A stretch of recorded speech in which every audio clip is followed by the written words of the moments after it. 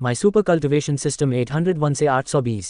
उन्हें सबसे ज्यादा आश्चर्य इस बात से हुआ कि उनकी प्रतिद्वंद्वी एक उच्च स्तरीय प्राचीन क्षेत्र विशेषज्ञ थीं। ये व्यक्ति उससे बराबरी की लड़ाई कैसे लड़ पा रहा था? ये कितना स्वर्ग विरोधी था! वाह, ये तो अविश्वसनीय है। एक प्राचीन क्षेत्र विशेषज्ञ एक सीलबंद अमर क्षेत्र विशेषज्ञ से लड़ रहा है। ऐसा तो पहली बार हो रहा होगा। सबसे चौंकाने वाली बात यह है कि वह वास्तव में उसके साथ बराबरी से लड़ सकता है। सभी लोग आश्चर्य से दंग रह गए और उन्हें यह भी संदेह हो गया कि जो कुछ वे देख रहे थे वह नकली था। ये वास्तव में वह आदमी है, एक साधक ने आश्चर्य से कहा जब उसने राहुल की आकृति देखी। ये सुनकर किसी ने तुरंत पूछा, मित्र, क्या तुम जानते हो कि यह व्यक्ति कौन है? साधक ने तुरंत अजीब लहजे में जवाब दिया, मैंने इस व्यक्ति को पहले भी प्राचीन काव्य में देखा है। उसका नाम राहुल है और वह पूर्वी महाद्वीप के महान वन्य क्षेत्र के दिव्य संप्रदाय से है। महान निर्जन दिव्य संप्रदाय! सब दंग रह गए। क्या महान वन्य क्षेत्र दिव्य संप्रदाय स्वर्ग महाद्वीप में नहीं था? पूर्वी महाद्वीप में महान वन्य क्षेत्र दिव्य संप्रदाय क्यों था? इस समय दूसरे महाद्वीप के लोग इस विषय पर चर्चा कर रहे थे। कई लोग हैरान थे, उन्हें समझ नहीं आ रहा था कि यह व्यक्ति इतना शक्तिशाली क्यों है। साधक ने फिर कहा, मुझे और कुछ नहीं पता, क्योंकि मैंने प्राचीन मकबरे के अंदर जो कुछ हुआ था उसके बारे में किसी और से ही सुना था। उस व्यक्ति ने मुझे बताया था कि पूर्वी महाद्वीप से एक अत्यंत शक्तिशाली सर्वोच्च लोक विशेषज्ञ आया था जिसने विभिन्न महाद्वीपों के विशेषज्ञों को चुनौती दी और अंततः अमर स्वर्गीय खजाने प्राप्त कर लिए। यहाँ तक कि स्वर्गीय पवन दिव्य संप्रदाय के संत वृजेश को भी उनके हाथों भारी क्षति उठानी पड़ी। ये सुनकर सभी के होश उड़ गए, क्योंकि उन्हें राहुल का नाम याद आ गया। इस व्यक्ति की उपलब्धियां कितनी चकाचौंध भरी थीं, ये देखते हुए कि अगर वह इस लड़ाई में बच गया तो उसका भविष्य और क्षमताएं असीम थीं। पूर्वी महाद्वीप पर जब मेंग्यू ने अपनी तलवार का उपयोग करना शुरू किया तो माहौल अपने चरमोत्कर्ष पर पहुंच गया। राहुल स्पष्ट रूप से महसूस कर सकता था कि उसकी गॉडेस वॉर्ड भी थोड़ा कांप रही थी, जैसे कि एक शिकारी अपने शिकार को देख रहा हो। राहुल के हाथ में मौजूद देव तलवार में उत्कृष्ट युद्ध उपलब्धियां थीं और उसने अतीत में कई अद्वितीय तलवारों को नष्ट कर दिया था। दुर्भाग्यवश किसी प्राचीन युद्ध के दौरान ये क्षतिग्रस्त हो गया, जिससे इसकी मूल चमक धूमिल हो गई। अब जबकि उसे उसी स्तर का एक हथियार मिल गया था, देव तलवार बहुत खुश लग रही थी। यहाँ तक कि तलवार की नोक भी हल्की सी कांप रही थी और उसमें से जबरदस्त शक्ति निकलने लगी थी। मेंग्यू द्वारा छोड़ी गई शक्तिशाली तलवार की आभा को महसूस करने के बाद राहुल ने अपना दाहिना हाथ उठाया और उसके माथे से एक लाल रोशनी चमक उठी। अचानक देव तलवार से एक भयानक तलवार की आभा फूट पड़ी। सबके दिल कांप उठे। तलवार की यह आभा पहले कभी महसूस की गई किसी भी चीज से कहीं ज्यादा भयावह थी। इस कदम का नाम क्या है? जैसे ही राहुल ने ईश्वरीय तलवार लहराई, मानो पूरे देश में दुख की लहरें दौड़ गईं। यहाँ तक कि मेंग्यू की भावनाएं भी विचलित हो गईं, जिससे वह थोड़ा विचलित महसूस करने लगी। जब से वह पैदा हुई थी उसे सिर्फ तभी इतना दुख हुआ था जब ताओवादी ग्रैंड मास्टर भीमसेन ने अपनी तलवार निकालकर उस पर वार किया था।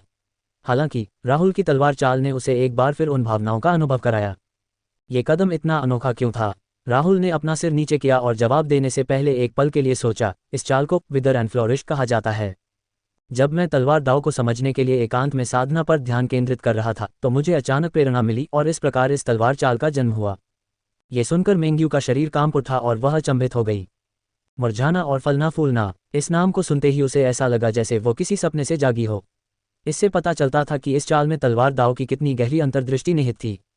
मेंग्यू के पास राहुल की ताकत को स्वीकार करने के अलावा कोई विकल्प नहीं था।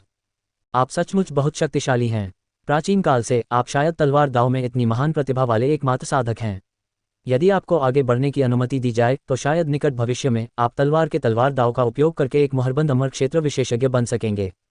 दुर्भाग्यवश ऐसा लगता है कि आज तुम्हें यहीं मरना पड़ेगा। जैसे ही उसने बोलना खत्म किया, मेंग्यू के चेहरे पर ठंडक छा गई। उसने हाथ में राक्षसी तलवार पकड़ी और उसकी शैतानी आभा बिखेर दी।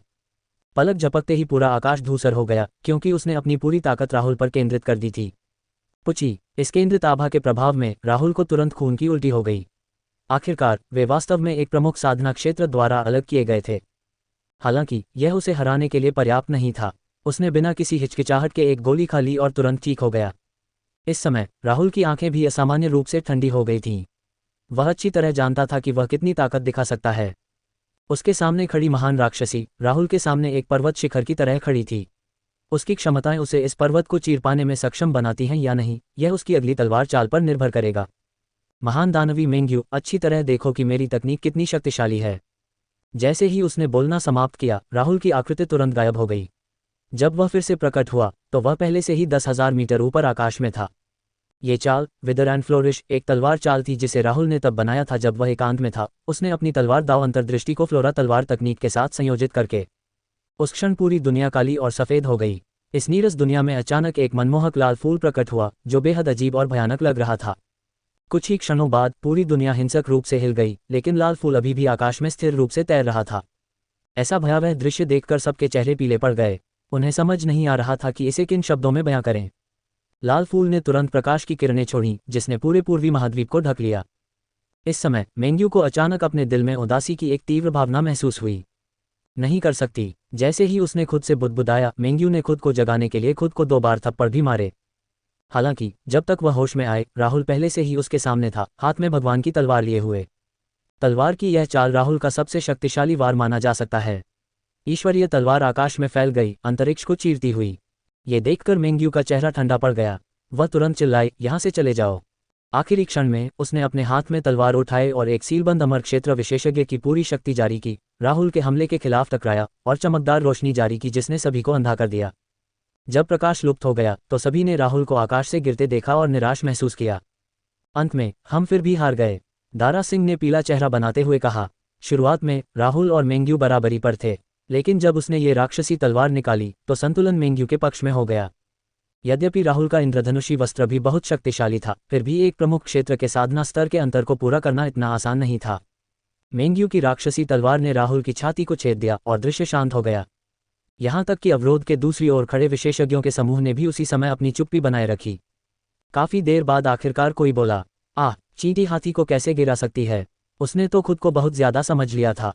एक प्राचीन क्षेत्र विशेषज्ञ की ताकत के साथ जीत की कोई संभावना नहीं थी। एक सफेद बालों वाला बूढ़ा आदमी आह भरकर जाने के लिए मुड़ा। हालांकि इसी समय एक अन्य व्यक्ति बोला, आप इसे खुद को ज्यादा आंकना कहते हैं? क्या आपके मन में उनके लिए जरा भी सम्मान नहीं है? सब जानते हैं कि सीलबंद अमर लोक विशेषज्ञ ऐसे अस्तित्व हैं जिन्हें प्राचीन लोक विशेषज्ञों को भड़काना नहीं चाहिए। फिर भी उसने पूर्वी महाद्वीप की खातिर उसके खिलाफ जाने का साहस किया। क्या तुम्हें उसका कुछ सम्मान नहीं करना चाहिए? लोग आपस में झगड़ने लगे। इस लड़ाई के बाद शायद पूर्वी महाद्वीप भी नष्ट हो जाएगा। जब उन्होंने राहुल की आकृति को जमीन पर गिरते देखा तो सभी को लगा कि महान दानवनी जीत गई है। हालांकि इस समय एक आवाज सुनाई दी जिसने तुरंत सन्नाटा तोड़ दिया। पुची। इसी समय मेंग्यू ने भी मुंह भर खून थूका, फिर उसका शरीर भी आसमान से गिर पड़ा। इस दृश्य ने सभी को दंग कर दिया। आखिर क्या हो रहा है? क्या घटनाओं में कोई चौंकाने वाला मोड़ आने वाला है? आकाश पर्वत पर लोगों के चेहरे के भाव अचानक बदल गए। वे बच्चों की तरह आकाश की ओर देखने लगे और देखा कि एक मोहक लाल फूल से धीरे धीरे खून की एक बूंद गिर रही है। पलक झपकते ही रक्त की यह बूंद एक अत्यंत शक्तिशाली तलवार की किरण में परिवर्तित हो गई जिसने तुरंत मेंग्यू के शरीर को छेद दिया। यहाँ तक कि खुद मेंग्यू को भी उम्मीद नहीं थी कि इस लाल फूल में इतना शक्तिशाली तुरुप का पत्ता छिपा है। नहीं, शिक्षक। चिल्लाने के बाद सुप्रिया अपने शिक्षक को जगाने के लिए उनकी ओर दौड़ने की कोशिश करने लगी। टीचर निशा भी रो रही थी, लेकिन उसने सुप्रिया को कसकर गले लगा लिया और उसे जाने नहीं दिया। आखिरकार मेंग्यू और राहुल की शक्ति के अवशेष अभी भी आसपास ही थे। यदि सुप्रिया सचमुच दौड़कर आती तो संभवतः वह मर जाती। कौन सोच सकता था कि यह लड़ाई इस तरह खत्म होगी। दोनों पक्षों ने अपनी अपनी जानें गंवाई थीं। ऊपर आकाश में ताओवादी ग्रैंडमास्टर भीमसेन भी इस दृश्य पर ध्यान दे रहे थे, लेकिन उन्होंने कोई भावनाएं प्रदर्शित नहीं की। वास्तव में उनके हाव भाव थोड़े ठंडे थे। ऐसा लग रहा था जैसे राहुल की मौत का उससे कोई लेना देना नहीं था। उसके असामान्य व्यवहार को देखकर दारा सिंह को कुछ समझ आ गया और वह अचानक उत्साहित हो गई। क्या ये हो सकता है कि जूनियर भाई राहुल अभी भी जीवित हैं? अपने सदमे के बीच दारा सिंह को अचानक याद आया कि राहुल कुछ समय पहले ही मेंग्यू को मारने का तरीका खोजने के लिए ताओवादी मास्टर ग्रैंडमास्टर भीमसेन को खोजने गया था। इस मामले में उन दोनों ने पहले ही इस बारे में बात की होगी। अगर ताओवादी ग्रैंडमास्टर भीमसेन का चेहरा इतना शांत था तो उसके पास जरूर कोई बैकअप प्लान होगा। जैसी कि उम्मीद थी, थोड़ी देर बाद अचानक आसमान में बिजली गरजने लगी। उसने देखा कि मेंग्यू, जो जमीन पर गिरी हुई थी, अचानक उठ खड़ी हुई थी। वह मरी नहीं थी। मेंग्यू। सबके चेहरे सदमे से भर गए। राहुल द्वारा छोड़ी गई तलवार की किरण ने वास्तव में उसे नहीं मारा। यह अमर हड्डियों के कारण होगा, दारा सिंह ने ठंडे स्वर में कहा। हालांकि मेंग्यू पहले ही खड़ी हो चुकी थी, उसका चेहरा पीला और कमजोर था। आखिरकार वह भी अभी अमर हड्डियों से पुनर्जन्म लेकर आई थी। साले, तुमने मुझे बिना किसी कारण के मौत का सामना करने पर मजबूर कर दिया, मेंग्यू ने बोलते हुए अपने दांत पीस लिए। ये देखकर कि राहुल भी दूर से जमीन पर गिर गया था, उसने ये भी सोचा कि वह जाकर राहुल को उठाएगी और अपना गुस्सा निकालने के लिए उसे फिर से पीटेगी। हालांकि इस समय आकाश में लाल फूल ने फिर से प्रकाश की एक किरण छोड़ी जो राहुल के शरीर पर चमक रही थी। कुछ क्षण बाद राहुल ने अपनी आंखें खोली, अपने शरीर से मिट्टी को थपथपाया और वह भी खड़ा हो गया। यह मेंग्यू हक्की बक्की रह गई। उसे विश्वास नहीं हो रहा था कि वह क्या देख रही है। तुम अभी भी जिंदा हो। मेंग्यू के चेहरे के भाव एकदम बदल गए। उसके हमले ने वाकई राहुल की जीवन शक्ति पूरी तरह छीन ली थी, लेकिन वो अब भी जिंदा और स्वस्थ कैसे था? क्या ऐसा हो सकता है कि उसकी हड्डियां भी अमर हों? उसकी उलझन भरी अभिव्यक्ति को देखकर राहुल के मुंह के कोने थोड़े से सिकुड़ गए, लेकिन उसने कोई जवाब नहीं दिया। अपना बायां हाथ थोड़ा ऊपर उठाते ही आकाश में तैरता हुआ लाल फूल तुरंत राहुल की हथेली में उतर आया, जिससे वह तुरंत अपनी चरम अवस्था में वापस आ गया। क्या आप बहुत हैरान हैं? वह अभी भी जीवित क्यों था? खैर, उन दोनों के बीच लड़ाई शुरू होने से पहले राहुल ने अपने मुंह में एक अमर श्रेणी की रक्त पुनर्प्राप्ति गोली रखी थी। मरने से ठीक पहले राहुल ने तुरंत गोली खा ली, जिसका प्रभाव यह था कि यदि एक निश्चित समयावधि के भीतर लिया जाए तो मृतक पुनर्जीवित हो जाता था। इसकी तुलना में मेंग्यू ने स्वयं को पुनर्जीवित करने के लिए अपनी अमर हड्डियों का उपयोग किया था। कुछ समय पहले राहुल ने ताओवादी ग्रैंडमास्टर भीमसेन के साथ अमर हड्डियों के चमत्कारों पर चर्चा की थी, और ग्रैंडमास्टर भीमसेन ने भी एक महत्वपूर्ण जानकारी का खुलासा किया था। मेंग्यू के वापस जीवित होने के बाद वह कुछ समय के लिए बहुत कमज़ोर हो जाएगी। उसने मेंग्यू को कमज़ोर करने के लिए ये सब करने में अपनी जान जोखिम में डाल दी थी। यदि मेंग्यू कमज़ोर हो जाती तो उसके पास उससे निपटने के लिए अधिक आत्मविश्वास होता और उसे अपनी अमर हड्डियों को फिर से नष्ट करने के लिए दाववादी ग्रैंडमास्टर भीमसेन की आवश्यकता भी नहीं पड़ती। ये सबसे अच्छा तरीका तो था, लेकिन इसमें जोखिम भी था। इसके अलावा इस बात की कोई गारंटी नहीं थी कि वह कमज़ोर होने के बाद भी उसे हरा पाएगा। इसलिए यह एक बहुत बड़ा जुआ था। सौभाग्य से राहुल सफल रहा। राहुल का मुस्कुराता हुआ चेहरा देखकर मेंग्यू के चेहरे पर तुरंत ठंडक छा गई। उसने मुड़कर आकाश में ताओवादी ग्रैंडमास्टर भीमसेन को देखा। क्या तुमने इसकी योजना बनाई थी? उसे यकीन ही नहीं हो रहा था। वह ताओवादी ग्रैंडमास्टर भीमसेन के साथ कुछ भी करने को तैयार नहीं थी, लेकिन उसने उसके खिलाफ साजिश रचने में दूसरों के साथ मिलकर काम किया। उसका प्रश्न सुनकर दाओवादी ग्रैंडमास्टर भीमसेन ने उदासीनता से उत्तर दिया, हाँ। यह जवाब सुनकर मेंग्यू का दिमाग लगभग फट गया। उसने अविश्वास से पूछा, क्या ऐसा हो सकता है कि तुम्हारे दिल में सिर्फ मेरे लिए नफरत है? मुझे पूरी तरह से मारने के लिए तुमने अमर हड्डियों के दोषों के बारे में दूसरों को भी बताया। प्राचीन काल से ही अमर अस्थियों वाले लोगों की संख्या उंगलियों पर गिनी जा सकती थी। कोई नहीं जानता था कि उनमें क्या खामियां थीं। केवल अमर हड्डियों वाले ही अपनी कमियों को समझ सकते हैं, लेकिन कौन इतना मूर्ख होगा कि दूसरों को इसके बारे में बताए? लेकिन ताओवादी ग्रैंडमास्टर भीमसेन ने ठीक यही किया था। उसे इस तरह देखकर ताओवादी ग्रैंडमास्टर भीमसेन के दिल की धड़कनें तेज हो गईं। हालांकि जब उसे याद आया कि महान निर्जन दिव्य संप्रदाय के हजारों लोग उसके द्वारा मारे गए थे और उसे भी उसके द्वारा धोखा दिया गया था, तो उसकी नज़र धीरे धीरे स्थिर हो गई। मेंग्यू, हमारे बीच सिर्फ दुश्मनी है। जैसे ही उसने बोलना समाप्त किया, मेंग्यू को शक्तिहीन महसूस हुआ और वह लगभग जमीन पर गिर पड़ा। वह इस बात पर विश्वास ही नहीं कर पा रही थी कि ये शब्द वास्तव में ताओवादी ग्रैंडमास्टर भीमसेन के मुंह से निकले थे। ऐसा लगा जैसे ताओवादी ग्रैंडमास्टर भीमसेन ने चाकू निकालकर उसके दिल में घोंप दिया हो, जिससे उसे बहुत दर्द हो रहा था। हर बार जब ताओवादी ग्रैंडमास्टर भीमसेन रघुवीर के बारे में सोचते तो उन्हें बहुत दुख होता। आखिरकार उसके लिए रघुवीर ही उसका पिता, गुरु और मित्र था। बचपन से ही रघुवीर ने उसका पालन पोषण किया था और उसे साधना की तकनीकें सिखाई थीं। हालांकि उस लड़ाई के बाद उसने न केवल संप्रदाय के गुरु को मार डाला, बल्कि रघुवीर को भी गंभीर रूप से घायल कर दिया, जिसके कारण अंततः उसकी मृत्यु हो गई। यदि वह आसानी से इस तरह की नाराजगी को छोड़ सकता है तो क्या वह मृत्यु के बाद मरने वाले संप्रदाय के सदस्यों का सामना करने में सक्षम होगा? मेंग्यू रो रही थी और उसकी नज़रें ग्रैंडमास्टर भीमसेन पर टिकी थीं। वह कुछ कहना चाहती थी पर कह नहीं पाए। ये पहले ही घटित हो चुका था और वह स्वयं को समझा नहीं सकी। यद्यपि उसने वास्तव में महान निर्जन दिव्य संप्रदाय के कई सदस्यों को मार डाला था, फिर भी उसने ग्रैंडमास्टर भीमसेन के वंश का उपयोग करके सीलबंद अमर क्षेत्र में चढ़ने का कारण अपनी गलतियों का भुगतान करना था। फिर भी ग्रैंडमास्टर भीमसेन को इसकी जरा भी परवाह नहीं थी। उसे तो बस अपने संप्रदाय के सदस्यों की परवाह थी। हाँ, मेंग्यू दयनीय रूप से हंसी और उसकी अभिव्यक्ति धीरे धीरे असामान्य रूप से क्रूर हो गई। उस पल राहुल की भौहें थोड़ी सिकुड़ गईं, क्योंकि उसे पहले से ही आभास हो गया था कि मेंग्यू का आभामंडल लगातार बढ़ रहा था। अत्यंत शक्तिशाली ऊर्जा उतार चढ़ाव हर दिशा में फैल रहे थे। वह पागलों की तरह हंसते हुए अपना दाहिना हाथ थोड़ा हिलाया और अपनी राक्षसी तलवार निकाली। उसने दूर से ही उन पर तलवार तान दी और कहा, लाओ दिखाओ, मैं कब डरी हूं। उस समय आपके संप्रदाय के हजारों लोग मुझे नहीं मार सके थे और आज भी वही होगा। मेंग्यू के बोलने के बाद उसकी आभा और भी अधिक शक्तिशाली हो गई, जिससे ग्रैंडमास्टर भीमसेन की अभिव्यक्ति में भारी परिवर्तन आ गया। उसने बिना किसी हिचकिचाहट के अपना पुनर्जन्म दाव सक्रिय कर दिया। राहुल से नजरें मिलाने के बाद उसने सीधा हमला कर दिया। महान राक्षसी, आज तुम्हें अतीत में किए गए अपने कर्मों का भुगतान करना होगा। राहुल पहले से ही गुस्से से जल रहा था। उसने एक साथ अपनी 2 दिव्य तलवारों से हमला किया। ताओवादी ग्रैंडमास्टर भीमसेन अपने पुनर्जन्म दाव का उपयोग थोड़ी दूरी से राहुल का समर्थन करने के लिए कर रहे थे, लगातार मेंग्यू के हमलों में हस्तक्षेप कर रहे थे। एकमात्र अच्छी बात यह थी कि मेंग्यू अभी अभी पुनर्जीवित हुई थी, इसलिए उसकी हालत चरम पर नहीं थी। पहले मुकाबले में तीनों बराबरी पर थे। दूसरे महाद्वीप से और भी ज्यादा लोग ये सब देखने के लिए दौड़ पड़े। बिना किसी अपवाद के सभी के चेहरे पर हैरानी के भाव थे। हे भगवान, क्या ये लड़ाई बहुत भयानक नहीं है? दो प्राचीन क्षेत्र विशेषज्ञ एक सीलबंद अमर क्षेत्र विशेषज्ञ को चुनौती दे रहे हैं। ऐसा युद्ध अत्यंत दुर्लभ है। मैं आज इसे देखने के लिए भाग्यशाली हूँ। राहुल के हाथों में 2 तलवारें थीं, उसकी हर चाल बेहद तेज और निर्णायक थी और उसने मेंग्यू पर सैकड़ों वार किए। उसकी तलवार दाव देखकर हर कोई मंत्रमुग्ध हो गया। जैसे जैसे युद्ध चलता रहा, विश्व की बाधा लगातार हिलती रही। चलो जल्दी से पीछे हटते हैं, शायद यह अवरोध बहुत जल्द टूट जाएगा। याद दिलाए जाने पर सभी को एहसास हुआ कि अवरोध पर मकड़ी के जाले जैसी दरारें पहले ही आ चुकी थीं। यदि चीजें इसी तरह आगे बढ़ती रहीं तो महाद्वीपों के एकीकरण का दिन शीघ्र ही आ जाएगा। धमाका! एक जोरदार धमाके के साथ राहुल ने अपनी तलवारें मेंग्यू की ओर जोर से मारी। महान चुड़ैल, ये तलवार चाल उन लोगों की ओर से है जिन्हें तुमने महान वन्य दिव्य संप्रदाय से मार डाला था। जैसे ही उसने बोलना समाप्त किया, शक्तिशाली ऊर्जा में उतार चढ़ाव आया, क्योंकि देव तलवार मेंग्यू की राक्षसी तलवार से टकरा गई, जिससे शॉकवेव और विस्फोट हुए। दोनों कुछ कदम पीछे हट गए, लेकिन राहुल बिल्कुल नहीं रुका। उसने अपनी तलवार उठाई और मेंग्यू पर फिर से वार किया। ये तलवार चाल मेरे शिक्षक रघुवीर के लिए है।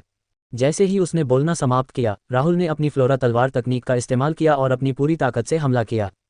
पुची! तलवार की इस चाल को रोकने के बाद मेंग्यू ने खून थूक दिया। उसका शरीर कांप उठा और वह कुछ कदम पीछे हट गई।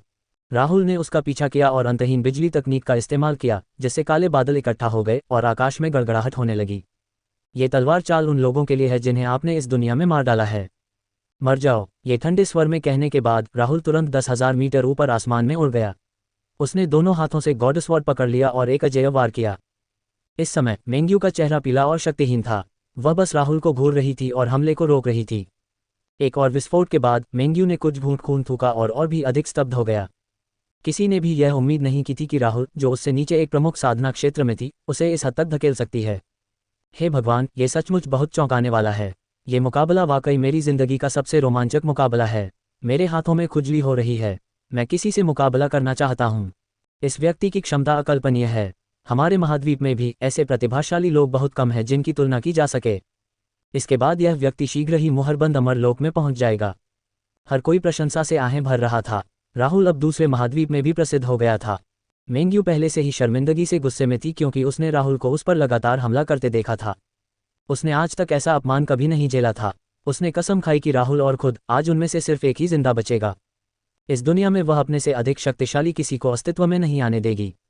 क्या तुमने काफी मजा ले लिया? अब समय आ गया है कि मैं आगे बढ़ूं।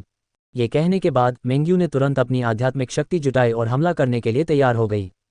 लेकिन इसी समय ताओवादी ग्रैंडमास्टर भीमसेन ने उसकी पीठ पर एक जोरदार प्रहार किया, जिससे वह पीछे की ओर लड़खड़ा गई। सच कहूं तो अगर उसे कमजोर करने की उनकी पिछली योजना न होती तो उनके पास कोई मौका नहीं होता। इतनी गंभीर चोटों के बाद मेंग्यू अब अपने गुस्से पर काबू नहीं रख पा रही थी। एक सीलबंद अमर क्षेत्र विशेषज्ञ होने के नाते वह 2 प्राचीन क्षेत्र साधकों द्वारा पीटे जाने को कैसे सहन कर सकती थी। कुछ ही क्षणों बाद उसने बिना किसी हिचकिचाहट के अपनी स्वर्ग भक्षण तकनीक सक्रिय कर दी।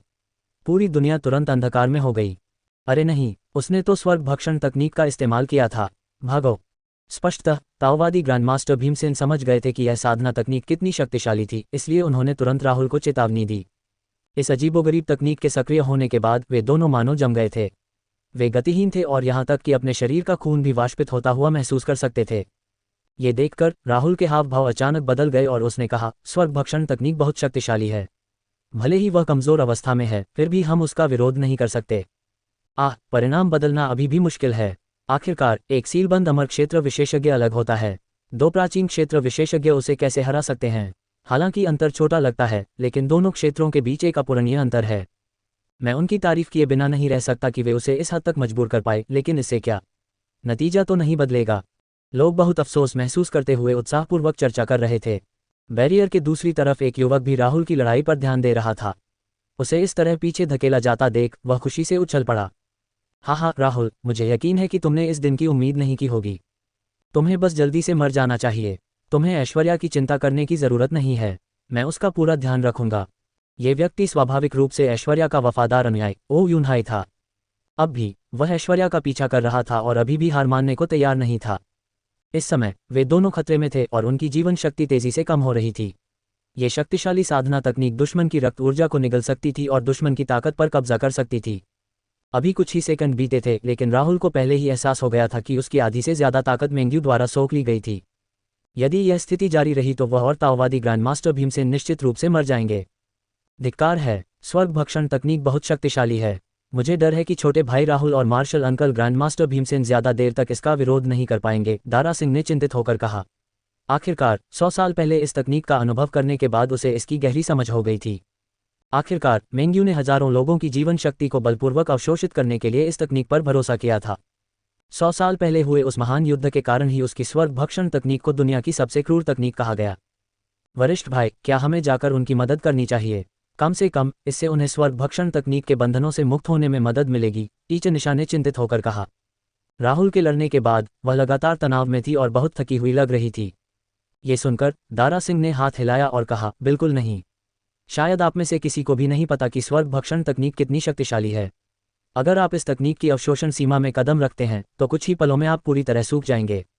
जितने ज्यादा लोग वहां जाएंगे उतनी ही ज्यादा ऊर्जा वह सोख सकेगी। इसलिए अगर अब कोई वहां जाएगा तो हालात और बिगड़ जाएंगे। ये सुनकर वहां उपस्थित सभी लोग चिंतित हो गए। ये नहीं चलेगा। क्या हम बस इसे यूं ही चलते हुए देखते रहेंगे? क्या कोई तरीका है जिससे हम उनकी मदद कर सकें? टीचर निशा ने उत्सुकता से पूछा। हालांकि वह अच्छी तरह जानती थी कि अपनी वर्तमान साधना के स्तर के साथ वह इस लड़ाई में ज्यादा मददगार नहीं हो पाएगी। हा, स्वर्ग भक्षण तकनीक का उपयोग करने के बाद मेंग्यू पर भूत सवार हो गया था। उसकी आंखें लाल हो गई थीं और उसका पूरा अस्तित्व हत्या के इरादे से भर गया था। गतिहीन होने के बाद राहुल ने ताओवादी ग्रैंडमास्टर भीमसेन की ओर देखा, जैसे उनका खून धीरे धीरे हवा में उड़ रहा हो। ताओवादी ग्रैंडमास्टर भीमसेन पहले से ही बूढ़े थे और शायद ज्यादा देर तक टिक नहीं पाएंगे। राहुल भी बहुत चिंतित था। अगर यही हाल रहा तो शायद दोनों मर जाएंगे। हालांकि वह शांत रहे और उन्होंने अपनी चेतना के सागर में 3 दाव फूलों को सक्रिय कर दिया, जिससे उनमें से चमकदार दिव्य प्रकाश निकला। चून की स्थिति इस बिंदु तक पहुंच चुकी थी, इसलिए वह केवल अपना अंतिम तुरुप का पत्ता ही इस्तेमाल कर सकते थे। ओह! स्वर्ग भक्षण तकनीक को पूरी तरह से सक्रिय करने के बाद मेंग्यू ने उन दोनों को ठंडी निगाहों से देखा। हालांकि इस समय उसने अचानक राहुल के शरीर से निकलने वाली अजीब ऊर्जा में उतार चढ़ाव महसूस किया। हालांकि इससे पहले कि वह समझ पाती कि क्या हो रहा है, पूरी दुनिया कांपने लगी। कुछ 100 किलोमीटर के दायरे में सारे फूल, पौधे और पेड़ सूख गए थे। आखिर क्या हो रहा है? यहाँ के पेड़ पौधे अचानक क्यों सूख गए? इस समय लोग चिंतित चेहरों के साथ चर्चा करने से खुद को नहीं रोक सके। हालांकि इस समय किसी और ने देखा कि यह अजीब दृश्य राहुल के कारण था और उसके शरीर से अजीब उतार चढ़ाव निकल रहे थे। क्या ऐसा हो सकता है कि राहुल के पास अभी भी कोई तुरुप का पत्ता है जिसका उसने इस्तेमाल नहीं किया है? सभी के चेहरे पर हैरानी के भाव थे। जैसे जैसे लड़ाई जारी रही, बैरियर के पार से और भी लोग फिर से देखने के लिए इकट्ठा होने लगे। ये देखने के बाद कि राहुल एक और भयानक तलवार चाल चलने वाला था, वे सांस रोककर प्रतीक्षा करने लगे। एक विशेषज्ञ ने आश्चर्य से कहा, यह क्या हरकत है? ये दृश्य तो बहुत भयानक है। वह 1000 साल से भी अधिक समय तक जीवित रहा था, लेकिन उसने पहली बार ऐसा विचित्र दृश्य देखा था। यहाँ तक कि मेंग्यू भी घबराने लगा था। राहुल, जो पूरी तरह से उसके द्वारा नियंत्रित थी, को फिर से एक शक्तिशाली तलवार आभा छोड़ते देख उसके हाव भाव अचानक बदल गए और वह तुरंत कुछ कदम पीछे हट गई। जिस जगह वह अभी खड़ी थी वह तलवार की आभा से टुकड़े टुकड़े हो गई। इस समय अंतरिक्ष में भी हिंसक रूप से उतार चढ़ाव होने लगे और दरारें धीरे धीरे फैलने लगीं। जैसे ही रोशनी टिमटिमाई, एक लंबी तलवार लिए एक आकृति धीरे धीरे सबके सामने प्रकट हुई। राहुल ने ईश्वरीय तलवार को ऊपर उठाया और फिर उसे घुमाया, जिससे पूरी दुनिया में अंधेरा छा गया। इस समय मेंग्यू को अपने दिल की गहराई में डर महसूस हुआ। उसने पहले कभी ऐसी तलवार चलती नहीं देखी थी। ये सचमुच अतुलनीय रूप से भयानक था। महान चुड़ैल, इसे मेरा तुरुप का पत्ता माना जा सकता है। इसे वन वर्ल्ड कहते हैं। चलो आज की बात यहीं खत्म करते हैं। नतीजा चाहे जो भी हो, हमारे बीच की दुश्मनी इस तलवार से कट जाएगी। राहुल ने ठंडे भाव से कहा। वह शुरू में ये तुरुप का पत्ता इस्तेमाल नहीं करना चाहता था, लेकिन मेंग्यू शायद उसकी पिछली सभी चालों के लिए तैयार थी, इसलिए उसके पास कोई विकल्प नहीं था। एक दुनिया, ये कैसा कदम है? लोगों ने इस कदम के बारे में पहले कभी नहीं सुना था, इसलिए वे बहुत हैरान थे। ये स्पष्ट था कि वे इस तलवार चाल में निहित अंतर्दृष्टि को बिल्कुल भी नहीं समझ पाए थे। जैसे ही राहुल ने ईश्वरीय तलवार घुमाई, समय का प्रवाह बदल गया। दूर खड़े फूल और पेड़ बहुत तेजी से मुरझा गए। ये तलवार समय के नियमों से संबंधित है। सब लोग सदमे से पीले पड़ गए, आखिरकार समझ गए कि राहुल की चाल क्या थी। क्या ये तलवार चाल वाकई समय के प्रवाह को नियंत्रित कर सकती थी और उसके जरिए अपने दुश्मनों समेत सब कुछ नष्ट कर सकती थी? यहाँ तक कि मेंग्यू जैसा सीलबंद अमर क्षेत्र विशेषज्ञ भी ऐसी शक्तिशाली चाल से बच नहीं सका। इस चाल और स्वर्ग विभाजन तलवार तकनीक के बीच अंतर यह था कि यह न केवल स्थान बल्कि समय को भी नजरअंदाज कर सकती थी। कोई भी दिव्य शक्ति इस चाल के आगे फीकी पड़ जाएगी। अभी कुछ ही देर हुई थी कि मेंग्यू के बाल पीले पड़ने लगे थे। वह घबरा गई थी। तुम मुझे मारने के लिए इस तरीके का उपयोग करना चाहते हो? ये सुनकर राहुल ने ठंडी मुस्कान के साथ जवाब दिया, क्या हुआ? क्या मैं नहीं कर सकता? महान राक्षसी, तुम सचमुच बहुत शक्तिशाली हो और एक ऐसा अस्तित्व भी जिसे मैं हरा नहीं सकता। हालांकि इसका मतलब यह नहीं कि मैं तुम्हें मार नहीं सकता। ये सुनकर मेंग्यू का दिल ठंडा पड़ने लगा। उसे लगा कि इस बार उसे सचमुच बहुत तकलीफ होगी। वर्तमान स्थिति के आधार पर मेंग्यू को यकीन था कि राहुल में उसे मारने की क्षमता है। हालांकि उसके पास अमर हड्डियां थीं, फिर भी उसकी शक्ति को समाप्त करना संभव था। इसके अलावा राहुल की चाल को रोकने का कोई रास्ता नहीं दिख रहा था। यहाँ तक कि उसकी स्वर्ग भक्षण तकनीक भी इस चाल के आगे शक्तिहीन थी। हालांकि उसे विश्वास नहीं था कि राहुल उसे इस तरह मार देगा। इस चाल का इस्तेमाल करते हुए तुम और मैं एक ही समय प्रवाह में होंगे। अगर तुम मुझे मार भी दोगे तो भी तुम उसी नियति से बच नहीं पाओगे। क्या ये हो सकता है कि आप मेरे जीवन के बदले में खुद को बलिदान करना चाहते हैं? क्या मैं नहीं कर सकता? राहुल जोर से हंसा। ये शब्द सुनकर मेंग्यू का दिल लगातार कांप रहा था। वह तो बिल्कुल पागल था। वह तो अपनी जान दांव पर लगा रहा था।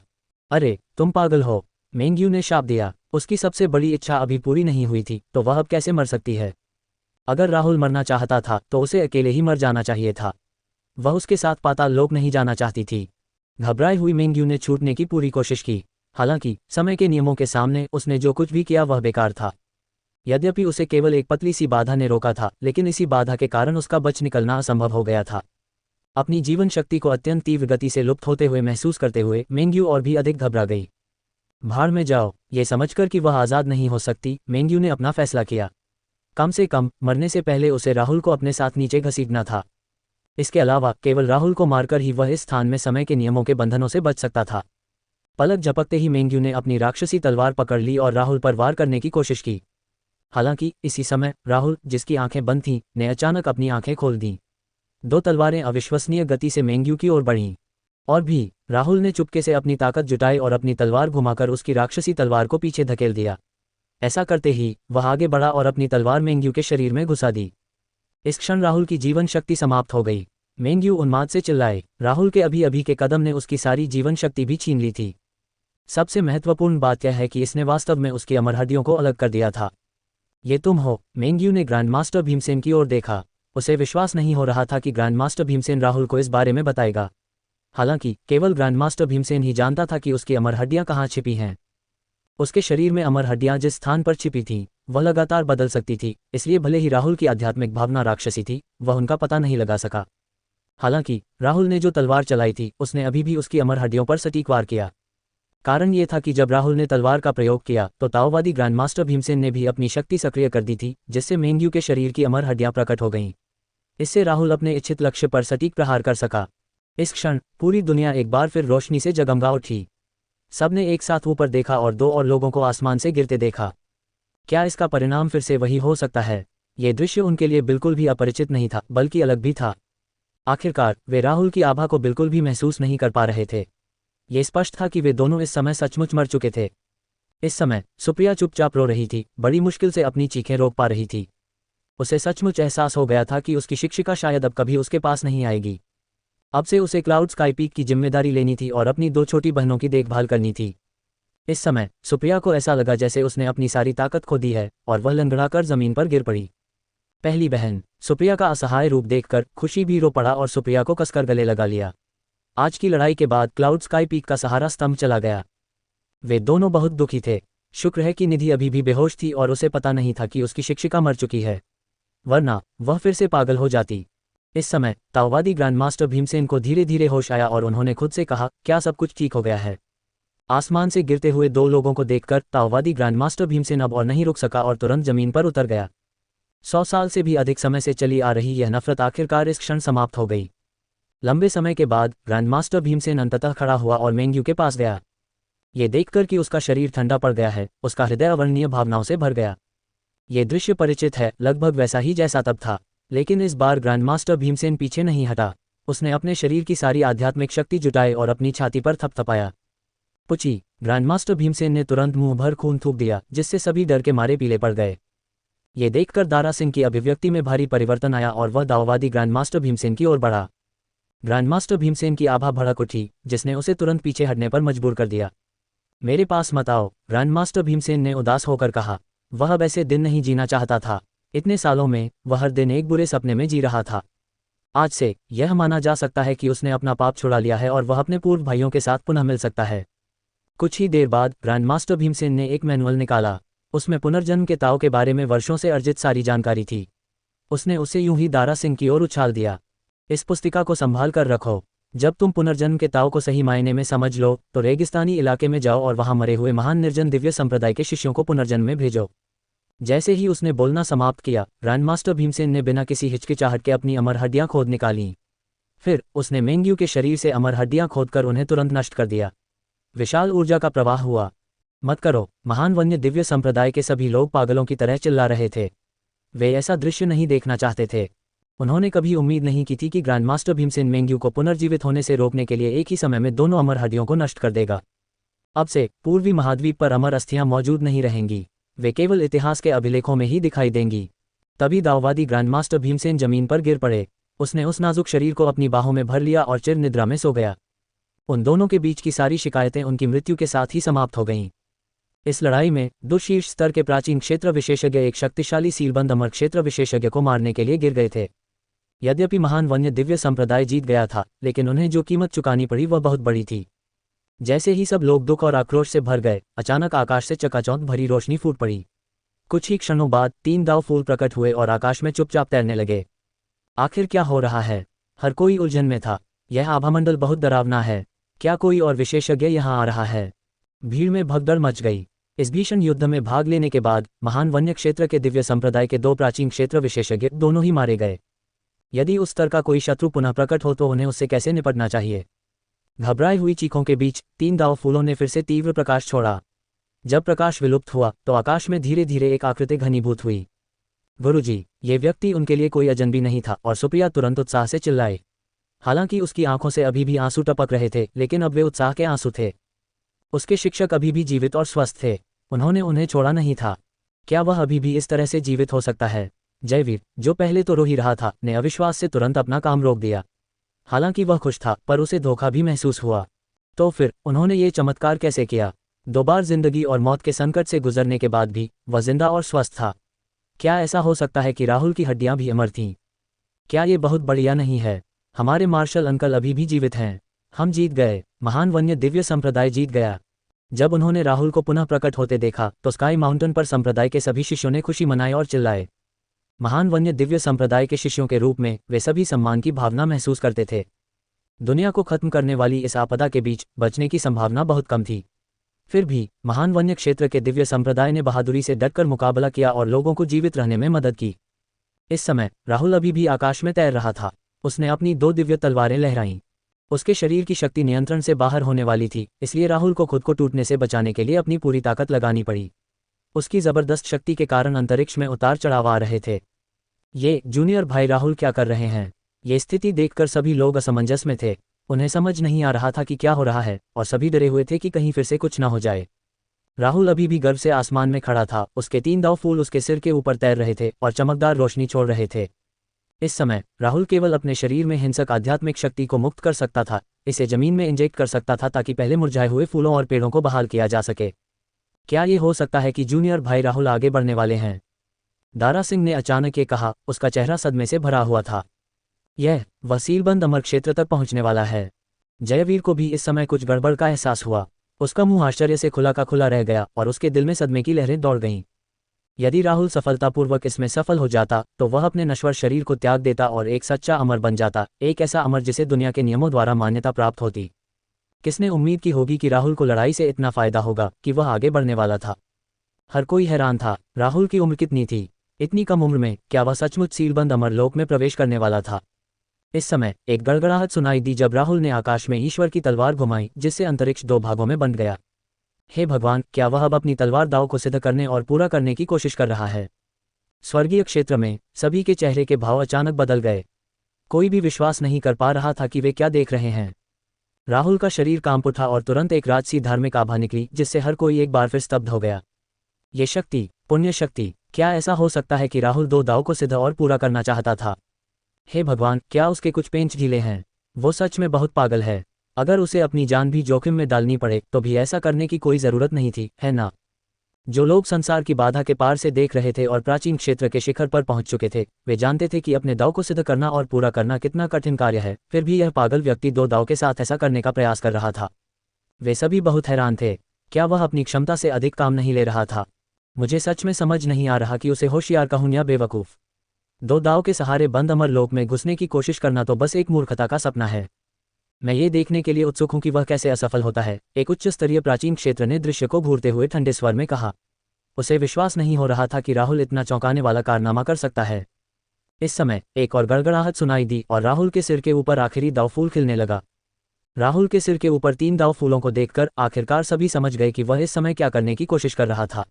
हर कोई सदमे और विस्मय से हौंफेने लगा। हे भगवान, 3 दाव पर निर्भर होकर आगे बढ़ो। पागल, ये व्यक्ति पागल ही होगा। क्या ये व्यक्ति अब और जीना नहीं चाहता? बाधा के पार से देखने वाले कुछ दर्शक पहले ही 1000 साल से अधिक समय से जीवित थे, लेकिन ये पहली बार था जब उन्होंने सीलबंद अमर क्षेत्र में प्रवेश करने का ऐसा मृत्यु विरोधी प्रयास देखा था। राहुल की हरकतें निश्चित रूप से आत्महत्या जैसी थीं।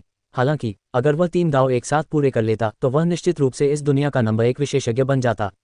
उसकी बराबरी कोई नहीं कर सकता था। दूसरी तरफ असफलता का मतलब मौत था। उत्साह के कारण सभी के पसीने छूट गए। सुप्रिया भी दांत पीस रही थी। उसने बेचैनी से उस दृश्य को देखा और मन ही मन बुदबुदाई, गुरुजी, आपको सफल होना ही होगा। मुझे आप पर विश्वास है। उसके लिए उसके गुरु ही उसके आध्यात्मिक आधार थे। उन्होंने न केवल उसे बदले की बेड़ियों से मुक्त होने में मदद की, बल्कि उसे साधना की तकनीकें भी सिखाईं और निरंतर उसकी रक्षा की। शायद दूसरों को समझ नहीं आया, लेकिन उसके दिल में राहुल किसी भी चीज़ से, यहाँ तक कि उसके अपने जीवन से भी अधिक महत्वपूर्ण थी। वह पूरी ताकत से साधना इसलिए कर रही थी क्योंकि वह अपने शिक्षक की मदद करना चाहती थी जब वह खतरे में हो। वह दूसरों से प्रतिस्पर्धा करके अपने शिक्षक को गौरवान्वित भी करना चाहती थी। हर बार जब उसे पता चलता कि राहुल खतरे में है तो उसका दिल चिंता से कांप उठता। वह उसकी सफलता और सुरक्षा के लिए सबसे ज्यादा प्रार्थना करती थी। सच कहूं तो उसे अपने शिक्षक से बेजोड़ विशेषज्ञ होने की जरूरत नहीं थी। वह बस चाहती थी कि वह सुरक्षित और स्वस्थ रहे। हालांकि अब यह उसके हाथ में नहीं था, ये राहुल पर निर्भर था। आसमान में काले बादलों के छा जाने के साथ ही बिजली की कड़कती हुई बिजली गिरी। स्काई माउंटेन के ऊपर का माहौल दमनकारी और असहज था। बिजली कड़कने लगी, मानो मुख्य शो के शुरू होने का संकेत हो। दारा सिंह ने चिंतित होकर यह दृश्य देखा। उसने देखा कि राहुल के 3 दाव फूल चमकदार दिव्य प्रकाश छोड़ रहे थे। हालांकि कुछ ही सेकंड बाद उन पर बिजली गिर पड़ी। सौभाग्य से जब प्रकाश गायब हो गया तो राहुल के दाव फूल अभी भी चुपचाप वहां तैर रहे थे। उसने सचमुच इसे ब्लॉक कर दिया। सब लोग हैरान थे। हालांकि उसने आकाशीय बिजली को सफलतापूर्वक रोक लिया था, फिर भी राहुल की हालत ठीक नहीं थी। उसने अपने दाहिने हाथ से अपनी छाती पकड़ी और मुंह में खून थूक दिया। फिर उसने सिर उठाकर आसमान की ओर देखा। इस पल हर हरकत दर्दनाक लग रही थी, लेकिन राहुल के हाव भाव नहीं बदले। मुंह से खून पोंछने के बाद उसने मन ही मन कहा, इस बार मैं सचमुच बहुत अधीर हो गया था। राहुल मूलतः सीलबंद अमर क्षेत्र में प्रवेश करने से पहले शक्ति संचय करना चाहता था। दुर्भाग्यवश मेंग्यू के साथ युद्ध के बाद वह अपनी शक्ति पर नियंत्रण खो बैठा और उसे आगे बढ़ने का प्रयास करना पड़ा। बहरहाल चूंकि चीजें इस बिंदु पर पहुंच चुकी थीं, राहुल के पास बस एक ही विकल्प था कि वह जोरदार तरीके से आगे बढ़े और आज ही अपनी सफलता पूरी करे। एक गहरी सांस लेने के बाद राहुल ने अपनी आंखें बंद कर लीं और खुद से बुदबुदाया, आते रहो। मुझे ठीक से अनुभव करने दो कि इस दुनिया का स्वर्गीय क्लेश कितना कठिन है। जैसे ही उसने बोलना समाप्त किया, राहुल चुपचाप आकाश में तैरने लगा और उसने अपने शरीर के भीतर आध्यात्मिक शक्ति को मुक्त करना शुरू कर दिया। उसकी शक्तिशाली तलवार की आभा ने हर जगह तबाही मचानी शुरू कर दी। तलवार की आभा की धारियां लगातार हर जगह चमक रही थीं और पलक झपकते ही एक ऊंचा पहाड़ 2 टुकड़ों में कट गया।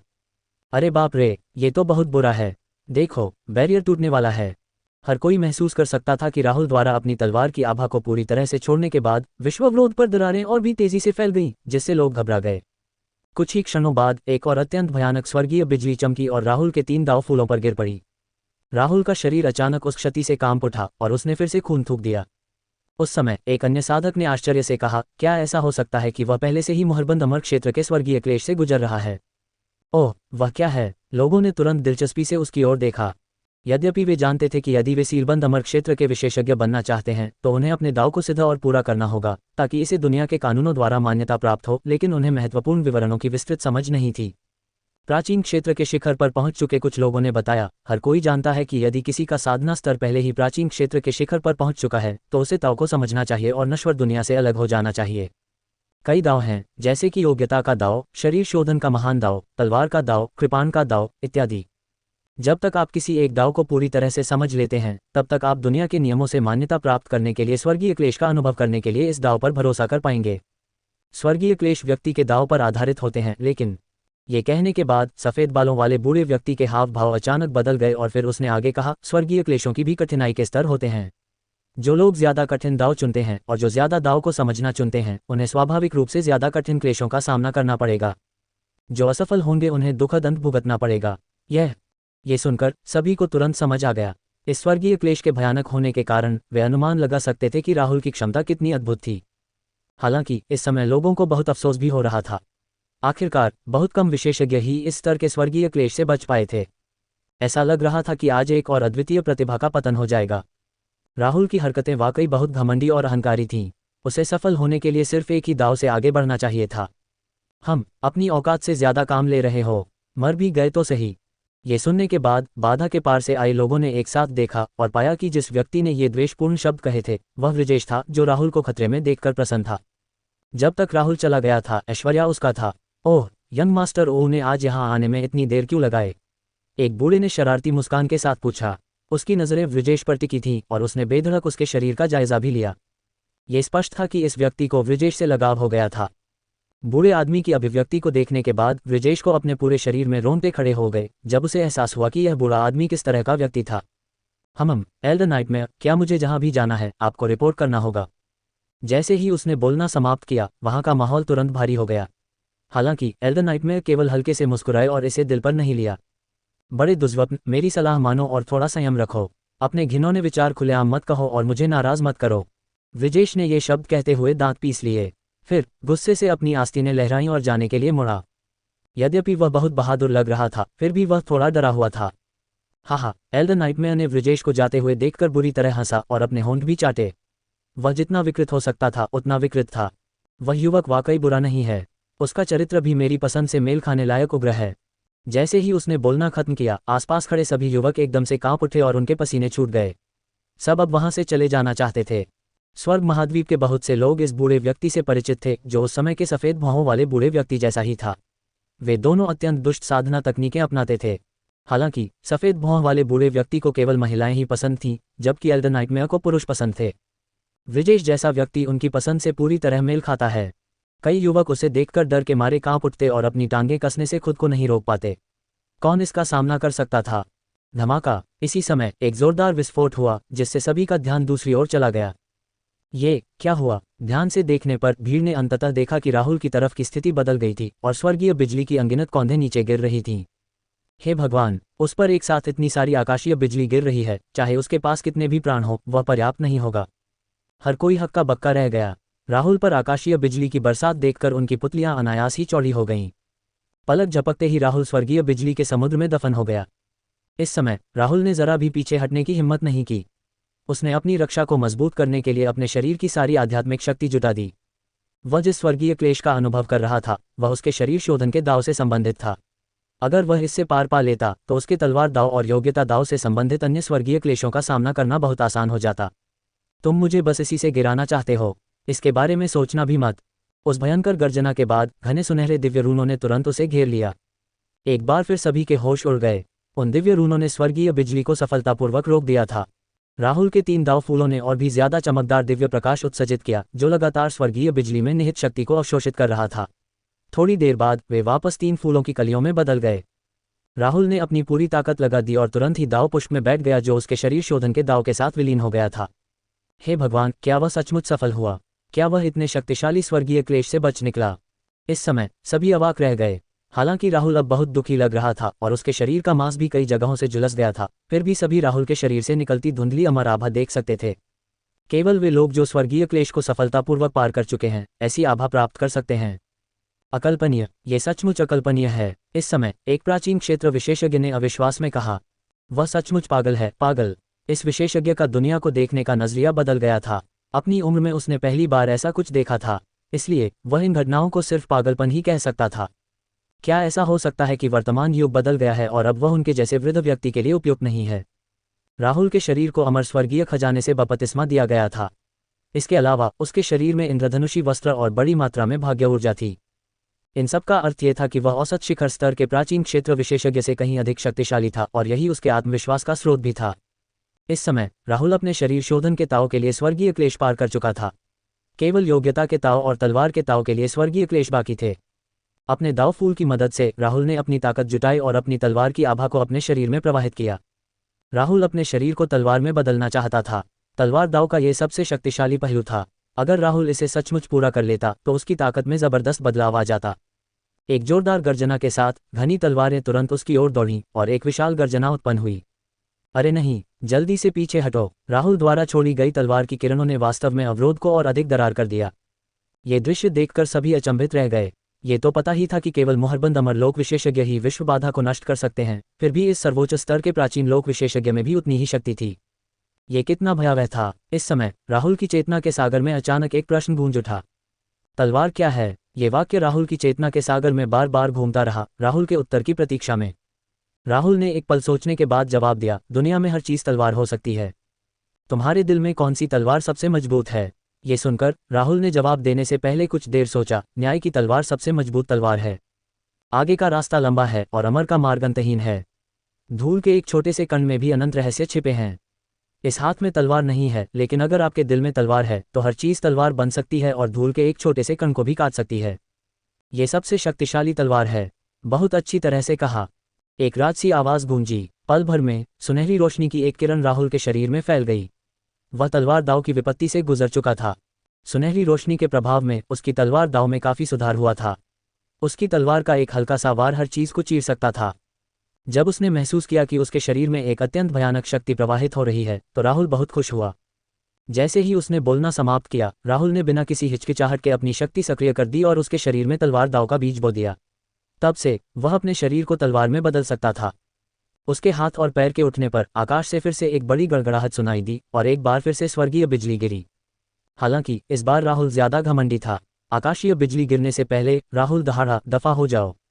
किसी कारण से मानो उसकी बात सुनकर आकाशीय बिजली झिझकने लगी। हालांकि राहुल यहीं नहीं रुका। उसने अपनी तलवार लहराई और एक भयानक तलवार की किरण संघनित की जिसने आकाशीय बिजली को नष्ट कर दिया। ऐसा चौंकाने वाला दृश्य देखकर सभी के होश उड़ गए। हे भगवान, जन्म के बाद पहली बार मैंने ऐसा दबंग दृश्य देखा है। क्या वह आकाशीय बिजली को भी नष्ट कर सकता है? स्वर्गीय बिजली की ये चमकें संसार के नियमों से उत्पन्न हुई थीं। राहुल ने ऐसा कैसे किया? ये पुनर्तः अप्रत्याशित था। इस समय राहुल के पास केवल मेरिट के दांव के स्वर्गीय क्लेश को पार करने के लिए था। उन्होंने अपने हाथ खोले और पुण्य की शक्ति को अपने शरीर में भर लिया। राहुल को तामसिक आत्माओं को शुद्ध करने से पुण्य शक्ति प्राप्त हुई थी। इस बार राहुल ने जानबूझकर उसे दबाया नहीं, बल्कि पुण्य शक्ति को पूरी तरह से मुक्त होने दिया। धमाका! राहुल का शरीर कांप उठा और कांप उठा क्योंकि भयानक पुण्य शक्ति ने राहुल के शरीर में तबाही मचा दी। पूरी दुनिया हिंसक रूप से हिल गई और सभी लोग एक साथ आसमान की ओर देखने लगे। क्या वह सफल हुआ? आज की घटनाओं ने उनके विश्व दृष्टिकोण को पूरी तरह से ताज़ा कर दिया था। प्राचीन क्षेत्र विशेषज्ञों ने एक सीलबंद अमर क्षेत्र विशेषज्ञ को पराजित कर उसकी हत्या कर दी थी और अब उन प्राचीन क्षेत्र विशेषज्ञों में से एक सबसे अविश्वसनीय तरीके से सीलबंद अमर क्षेत्र में प्रवेश कर रहा था। कुछ ही क्षणों बाद दुनिया एक बार फिर रंगों से भर गई और फिर कोई हलचल सुनाई नहीं दी। इस समय राहुल के 3 दाव फूल आकाश में चुपचाप तैर रहे थे।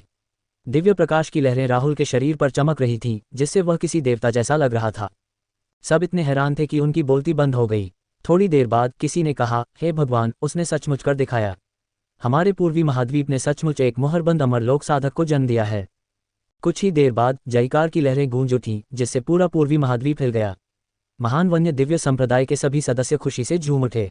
हे, मैंने हमेशा जूनियर भाई राहुल की बहुत कद्र की है। वह वाकई कामयाब रहे। जयवीर खुशी से उछल पड़ा और ये शब्द चिल्लाया, वरिष्ठ भाई दारा सिंह, हमारा संप्रदाय इस बार निश्चित रूप से स्वर्ग तक पहुंचेगा। पिछले करोड़ों वर्षों में पूर्वी महाद्वीप में कभी भी कोई मोहरबंद अमर क्षेत्र विशेषज्ञ नहीं हुआ। हालांकि अब यह मिसाल हमारे महान वन्य दिव्य संप्रदाय ने स्थापित कर दी है।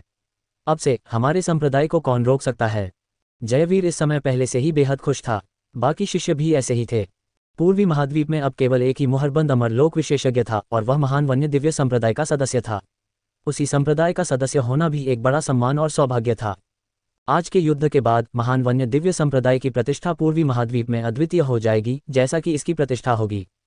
राहुल के निवारक के रूप में कोई अन्य विशेषज्ञ या बल परेशानी पैदा करने का साहस नहीं कर सकता था। इस समय राहुल एक निश्चित दिशा में बोला। उसके हर शब्द से मानो एक अमर आभा निकल रही थी। महान वन्य दिव्य संप्रदाय के सभी शत्रु मारे जाएंगे। ये कहकर राहुल ने ठंडेपन से दुनिया की दीवार के पार अपनी नजर घुमाई। स्वर्ग महाद्वीप के विशेषज्ञों ने भी अपना सिर नीचे कर लिया। उनमें राहुल की नजरों से नजर मिलाने की हिम्मत नहीं थी। पूरी दुनिया में एक अजीब सा सन्नाटा छा गया। एक मोहरबंद अमर लोक विशेषज्ञ की उपस्थिति में किसी की भी बोलने की हिम्मत नहीं हुई। स्वर्ग महाद्वीप में विशेषज्ञों के समूह को देखते हुए राहुल की अभिव्यक्ति बहुत ठंडी रही, लेकिन अंदर से वह बेहद खुश था।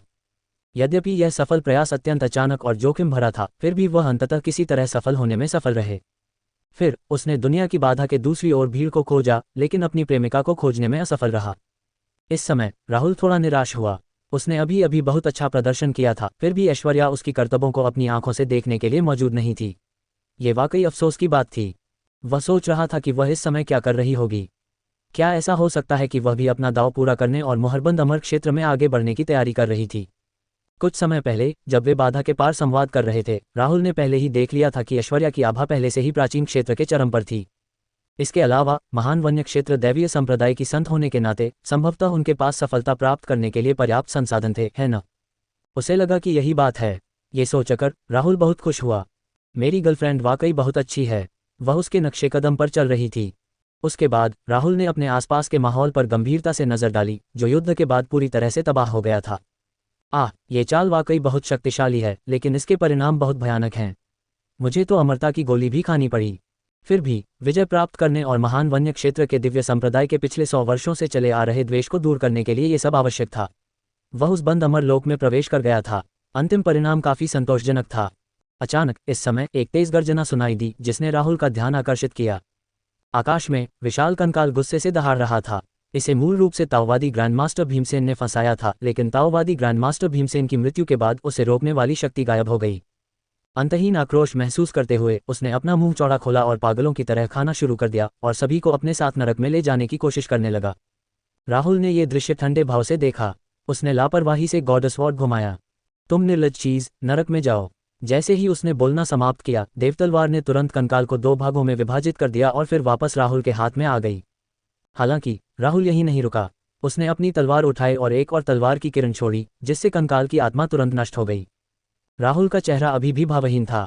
फिर उसने मुड़कर ताओवादी ग्रैंडमास्टर भीमसेन और मेंग्यू की ओर देखा। जब उसने देखा कि ताओवादी ग्रैंडमास्टर भीमसेन का निधन हो गया है और उसके चेहरे पर राहत भरी अभिव्यक्ति थी, तो राहुल बहुत भावुक हो गया। मार्शल अंकल, आपने मुझसे झूठ क्यों बोला? राहुल को इस पल थोड़ा असहज महसूस हुआ और उसने मन ही मन बुदबुदाया, दरअसल मुझे इसकी उम्मीद करनी चाहिए थी। अमर हड्डियां इतनी शक्तिशाली होती हैं, इसलिए उन्हें इतनी आसानी से नष्ट नहीं किया जा सकता था। ताओवादी ग्रैंडमास्टर भीमसेन मेंग्यू के साथ मरने के मौके का इंतजार कर रहे थे ताकि इस खतरे को हमेशा के लिए खत्म किया जा सके। मरने से पहले उन्होंने मेंग्यू को पुनर्जन्म चक्र में भी खींच लिया ताकि कोई दुर्घटना न हो। यदि राहुल का अनुमान सही था, तो वे एक साथ पुनर्जन्म लेंगे। इस मामले का अनुभव करने के बाद उन दोनों के बीच क्या होगा? वह तो ये भी सोच रहा था कि क्या उसे हस्तक्षेप करना चाहिए और यह सुनिश्चित करना चाहिए कि सब कुछ ठीक रहे। लेकिन वह उनका जन्मस्थान कैसे ढूंढ सकता था? जैसे ही राहुल इस पर विचार कर रहा था, अचानक आसमान फटने लगा। अरे नहीं, पीछे हटो, दुनिया की दीवार टूटने वाली है। इस समय कई विशेषज्ञ जो अभी भी अवरोध के निकट थे, वे घबराकर पीछे हट गए, क्योंकि उन्हें डर था कि जो कुछ भी होगा वे उसमें फंस जाएंगे। अधिकाधिक दरारें फैलने लगीं और एक जोरदार धमाके के साथ अवरोध टुकड़ों में बिखर गया और जमीन पर बिखर गया। सबने एक साथ आसमान की तरफ देखा तो पाया कि आसमान फिर से काले बादलों से ढक गया है। साफ जाहिर था कि एक बड़ा बदलाव होने वाला था। ये वास्तव में क्या है? पूर्वी महाद्वीप पर लोग असमंजस में उनकी ओर देख रहे थे। कई लोगों को तो समझ ही नहीं आ रहा था कि क्या हो रहा है। जब राहुल ने विश्व बाधा को टूटते देखा तो उसे तुरंत समझ आ गया कि क्या हो रहा है। उसने ईश्वर तलवार को एक ओर रख दिया और महान वन्य क्षेत्र के दिव्य संप्रदाय में लौट गया। जूनियर भाई राहुल, आखिर क्या हो रहा है? राहुल को वापस आते देख जयवीर ने तुरंत पूछा। राहुल ने शांति से उत्तर दिया, 8 महाद्वीपों को अलग करने वाली विश्व बाधा टूट चुकी है। 8 महाद्वीप जल्द ही फिर से एक हो सकते हैं। अमर पथ के लिए युद्ध शुरू होने वाला है। राहुल को गंभीर भाव से ये शब्द कहते देख सभी लोग अचंभित रह गए। अमर पथ के लिए लड़ाई, इसका अर्थ क्या है? पूर्वी महाद्वीप इस दुनिया का एकमात्र महाद्वीप नहीं है। हालांकि चूंकि विश्व बाधा ने महाद्वीपों को अलग कर दिया था, इसलिए अब तक चीजें सामंजस्यपूर्ण रहीं। अब जबकि विश्व बाधा टूट गई है, अन्य महाद्वीपों के विशेषज्ञ महाद्वीपों के बीच यात्रा करने में सक्षम होंगे। अन्य महाद्वीपों में भी कई अद्वितीय प्रतिभाएं हैं। वे भी अमर पथ पर चल रहे हैं और सभी को खुद को मजबूत बनाने और शिखर तक पहुंचने के लिए प्रतिस्पर्धा करनी होगी। सबका मन भारी हो गया, मानो उनके कंधों पर एक और बोझ डाल दिया गया हो। क्या पूर्वी महाद्वीप के प्रतिभाशाली लोग दूसरे महाद्वीपों से मुकाबला कर पाएंगे? यदि उनकी प्रतिभाएं पीछे रह गईं, तो क्या अन्य महाद्वीपों द्वारा उनका तिरस्कार नहीं किया जाएगा? उसी समय सभी इस बात पर विचार कर रहे थे कि पूर्वी महाद्वीप का प्रतिनिधित्व कौन से प्रतिभाशाली व्यक्ति करेंगे। राहुल के 2 शिष्य सुप्रिया और निधि इसके लिए सबसे प्रमुख उम्मीदवारों में से थे।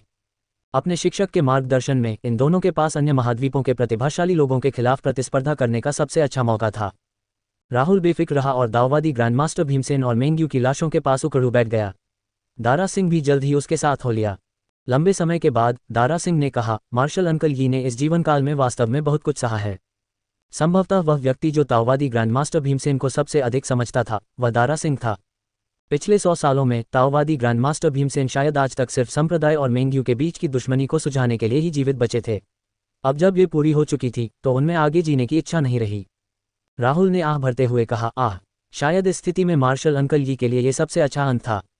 राहुल को समझ नहीं आ रहा था कि क्या कहे। आखिरकार ये ताओवादी गुरु विफेक का अपना फैसला था और राहुल इसमें दखल नहीं दे सकता था।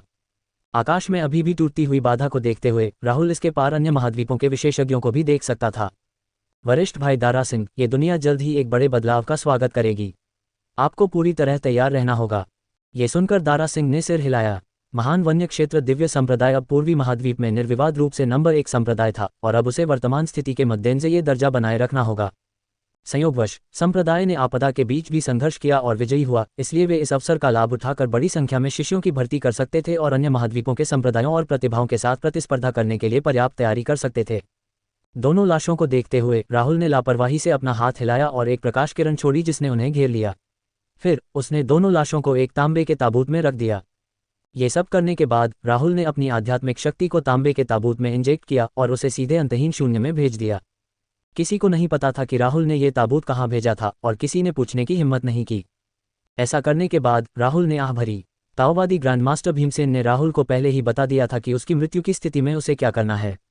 इस विषय पर उससे चर्चा की। राहुल ने शुरू में इसे अनावश्यक समझकर टाल दिया था, लेकिन अंततः यह एक वास्तविकता बन गई। जूनियर भाई राहुल, चलो, दारा सिंह ने हिचकिचाते हुए कहा। हालांकि मेंग्यू का मामला सुलझ गया था, लेकिन मेंग्यू से निपटने के लिए और भी बहुत कुछ था। 7 अजीब राक्षसों में से 3 भाग गए थे और अजीब दुनिया का रहस्यमय स्वामी अभी भी मौजूद था। इसके अलावा वह अजीब शक्ति अभी भी पूरे पूर्वी महाद्वीप में फैल रही थी। विश्व की दीवार टूटने के साथ अब वह दूसरे महाद्वीपों में भी फैलने लगी थी। स्थिति नियंत्रण से बाहर होती जा रही थी। इसने अन्य महाद्वीपों के विशेषज्ञों को इससे निपटने के लिए उपाय ढूंढने के लिए बाध्य किया। राहुल ने शांति से आसमान की ओर देखा, लेकिन मन ही मन सोच रहा था कि क्या करे। भागे हुए 3 अजीब राक्षसों ने उसे जरा भी परेशान नहीं किया, बल्कि अजीब लोक के रहस्यमय स्वामी ने उसे परेशान किया। उसे अब भी इस व्यक्ति के बारे में कुछ नहीं पता था, न ही यह कि वह कितना शक्तिशाली था। बेशक एक सीलबंद अमर क्षेत्र विशेषज्ञ होने के नाते राहुल को इस व्यक्ति से लड़ने की कोई चिंता नहीं थी। दूसरी बात जिस पर उसे विचार करना था वह ये थी कि 8 महाद्वीपों के पुनर्मिलन की वर्तमान स्थिति कितनी जटिल थी। राहुल को वास्तव में नहीं पता था कि यह स्थिति कैसे विकसित होगी। वर्तमान स्थिति के आधार पर आकाश पर्वत निस्संदेह पूर्वी महाद्वीप का सबसे सुरक्षित स्थान था, क्योंकि यह महान वन्य क्षेत्र के दिव्य संप्रदाय का वर्तमान संचालन केंद्र था। राहुल के उनके ध्वजवाहक होने के कारण बहुत कम लोग उनके लिए परेशानी खड़ी करने की हिम्मत कर पाते। इस समय पूर्वी महाद्वीप में चीजें धीरे धीरे शांत हो रही थीं, जो आंशिक रूप से इस तथ्य के कारण था कि अन्य महाद्वीप अब अजीब शक्ति से निपटने का बोझ साझा कर रहे थे। भागे हुए 3 अजीब राक्षसों का भी कोई निशान नहीं था। शायद उन्होंने राहुल से बचने के लिए दूसरे महाद्वीपों में भाग जाने का फैसला किया था। इस स्थिति को देखने के बाद राहुल के मुंह के कोने थोड़े से सिकुड़ गए जब उन्होंने कहा, इस मामले में पूर्वी महाद्वीप ठीक से पुनर्गठन कर सकता है और पर्याप्त तैयारी कर सकता है। आखिरकार अब जब लड़ाई खत्म हो गई है तो हमें सबसे ज्यादा जरूरत है संभलने के लिए समय की। अब जब बाकी 7 महाद्वीप खुल गए हैं तो यह अजीबोगरीब क्षेत्र शायद अपना ध्यान दूसरी ओर केंद्रित कर लेगा, जिससे हमारा बोझ हल्का हो जाएगा। इससे हमें बहुत जरूरी राहत मिलेगी। राहुल की बातें सुनकर दारा सिंह ने सिर हिलाया। दुनिया की दीवार का टूटना बिल्कुल सही समय पर हुआ था। उसे तो ये भी शक था कि राहुल ने किसी तरह जानबूझकर ऐसा करवाया है। हालांकि अगर कोई पूछे तो राहुल बिल्कुल भी नहीं मानेगा, चाहे उसकी गर्दन पर चाकू ही क्यों न रख दिया जाए। ठीक है वरिष्ठ भाई दारा सिंह, मैं यह मामला आप पर छोड़ता हूँ। राहुल फिर सुप्रिया और बाकियों के पास पहुंचा। उसने बेहोश निधि को गले लगाया, फिर सुप्रिया और खुशी की तरफ देखते हुए कहा, चलो क्लाउड स्काई पीक पर वापस चलते हैं। इस प्रकार राहुल और अन्य लोग क्लाउड स्काई पीक पर लौट आए। राहुल को जल्दी से जाते देख सब हैरान रह गए। कहीं ऐसा तो नहीं कि कुछ बड़ा होने वाला है। इस समय दारा सिंह चिल्लाया, हर कोई, स्काई माउंटेन पर संकट फिलहाल हल हो गया है। इसके अलावा कल से महान निर्जन दिव्य संप्रदाय शिष्यों की भर्ती जारी रखेगा और कोटा 100,000 तक बढ़ जाएगा। हम मूल्यांकन में भाग लेने के लिए सभी का स्वागत करते हैं। ये खबर सुनते ही स्काई माउंटेन में कोहराम मच गया। हर कोई बहुत उत्साहित था, खासकर वे जो मूल्यांकन के पहले दौर में पास नहीं हुए। कोटा में वृद्धि का मतलब होगा कि उन्हें संप्रदाय में शामिल होने का दूसरा मौका मिलेगा। आखिरकार संप्रदाय अब हर किसी के दिमाग में निर्विवाद रूप से नंबर 1 था, जिसे इस तथ्य से और मजबूत किया गया था कि राहुल पूर्वी महाद्वीप का एकमात्र मुहरबंद अमर क्षेत्र विशेषज्ञ था। उनकी प्रतिष्ठा ही लोगों को दूर दूर से यहाँ खींच लाती थी। दारा सिंह द्वारा समाचार सुनाए जाने के बाद आकाश पर्वत पर लोग जयकारे लगाने लगे। ये देखकर महान वन्य क्षेत्र के दिव्य संप्रदाय के शिष्यों को बहुत गर्व हुआ। हा, यह अच्छी बात है कि मैंने उस समय महान वन्य दिव्य संप्रदाय में शामिल होने का फैसला किया। ये वाकई एक बुद्धिमानी भरा कदम था। पापा, मम्मी, जल्दी से जाकर देख लो, क्या अब तुम्हें मुझ पर गर्व है?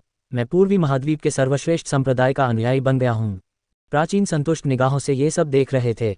ऐसा लग रहा था कि इस साल उनके पास शिष्यों की एक बेहतरीन फसल होगी। महान वन्य क्षेत्र दिव्य संप्रदाय की परंपरा के अनुसार केवल 7 पर्वत शिखरों के प्रमुख ही शिष्यों की भर्ती कर सकते थे। उनके बाद संप्रदाय के वरिष्ठ जन आते थे। वरिष्ठजनों के रूप में उन्हें हमेशा औसत प्रतिभा वाले लोगों में से ही चयन करना होता था। कई बार वे वास्तव में उन्हें स्वीकार नहीं कर पाते थे, इसलिए उन्होंने शिष्यों को स्वीकार न करने का निर्णय लिया। हालांकि संभावित शिष्यों की संख्या इतनी बड़ी होने के कारण इस बात की पूरी संभावना थी कि प्रतिभाशाली साधक छूट जाएं। शिष्यों की भर्ती के लिए यह एक बेहतरीन अवसर था। इस युद्ध के समाप्त होने के साथ ही आकाश पर्वत पर संकट भी समाप्त हो गया। जयवीर इस क्षण खुशी से मुस्कुराया और फिर उसने हिडन स्वॉर्ड पीक के शिष्यों की ओर मुड़कर जोर से चिल्लाया, तुम लोग अभी भी क्या कर रहे हो? जल्दी करो और खजाने इकट्ठा करो। यह इशारा सुनते ही सब लोग तुरंत होश में आ गए। बाहर का मैदान पहले से ही तरह तरह की कीमती हड्डियों और खजानों से भरा पड़ा था। अगर वे उन्हें अभी नहीं उठाते तो दूसरों को फायदा हो जाता। जयवीर अब भी सबसे विश्वसनीय था। जब सब अभी भी यही सोच रहे थे कि कल 1-2 प्रतिभाशाली शिष्यों को कैसे शामिल किया जाए, तब वह इस स्थिति का फायदा उठाकर अपने शिखर का खजाना बढ़ाने में लगा था। भाड़ में जाओ, जयवीर की याद दिलाते हुए सभी चिंतित हो गए और बिना किसी हिचकिचाहट के बाहर भाग गए। स्वर्गीय खजाने और कीमती हड्डियों के निशान खोजने लगे। जितने भी निडर जानवर गिरे थे, थोड़ी किस्मत से एक कीमती हड्डी ढूंढना आसान था। साधना के संसाधनों को इकट्ठा करने का यह अच्छा समय था, इसलिए तनवीर ने खजाने की खोज के लिए संप्रदाय के शिष्यों को रक्षात्मक संरचना से बाहर निकाला। वहां का माहौल इतना व्यस्त था मानो कोई त्योहार हो। संप्रदाय में वापस आकर राहुल अपने 3 शिष्यों के साथ मेघ आकाश शिखर पर वापस आ गया था। मेघ आकाश हॉल में राहुल ने निधि की जांच की, जो अभी भी बेहोश था और चिंता करने लगा। गुरुजी, तीसरी बहन को क्या हुआ? सुप्रिया ने चिंतित होकर पूछा। निधि की सील लगातार कई बार ढीली हो चुकी थी और ऐसा लग रहा था कि इसका उस पर नकारात्मक प्रभाव पड़ा है। शुरू में तो उन्होंने इसे ज्यादा गंभीरता से नहीं लिया। आखिरकार उनके शिक्षक अभी भी लड़ रहे थे, इसलिए उनके पास बाकी चीजों पर ध्यान देने का समय ही नहीं था। हालांकि अब जब खतरा टल गया था तो उन्हें एहसास हुआ कि कुछ गड़बड़ है। राहुल ने कोई जवाब नहीं दिया, बल्कि उसने अपना ध्यान उसकी जांच पर केंद्रित कर दिया। कुछ देर बाद उसने आखिरकार कहा, यह कोई बड़ी बात नहीं है। निधि के शरीर में शक्ति अभी भी जागृत हो रही है, लेकिन वह इस समय इसे झेल नहीं पा रही है, इसलिए वह कोमा में चली गई है। राहुल ने हाथ हिलाकर जवाब दिया, मुझे अभी यकीन नहीं है।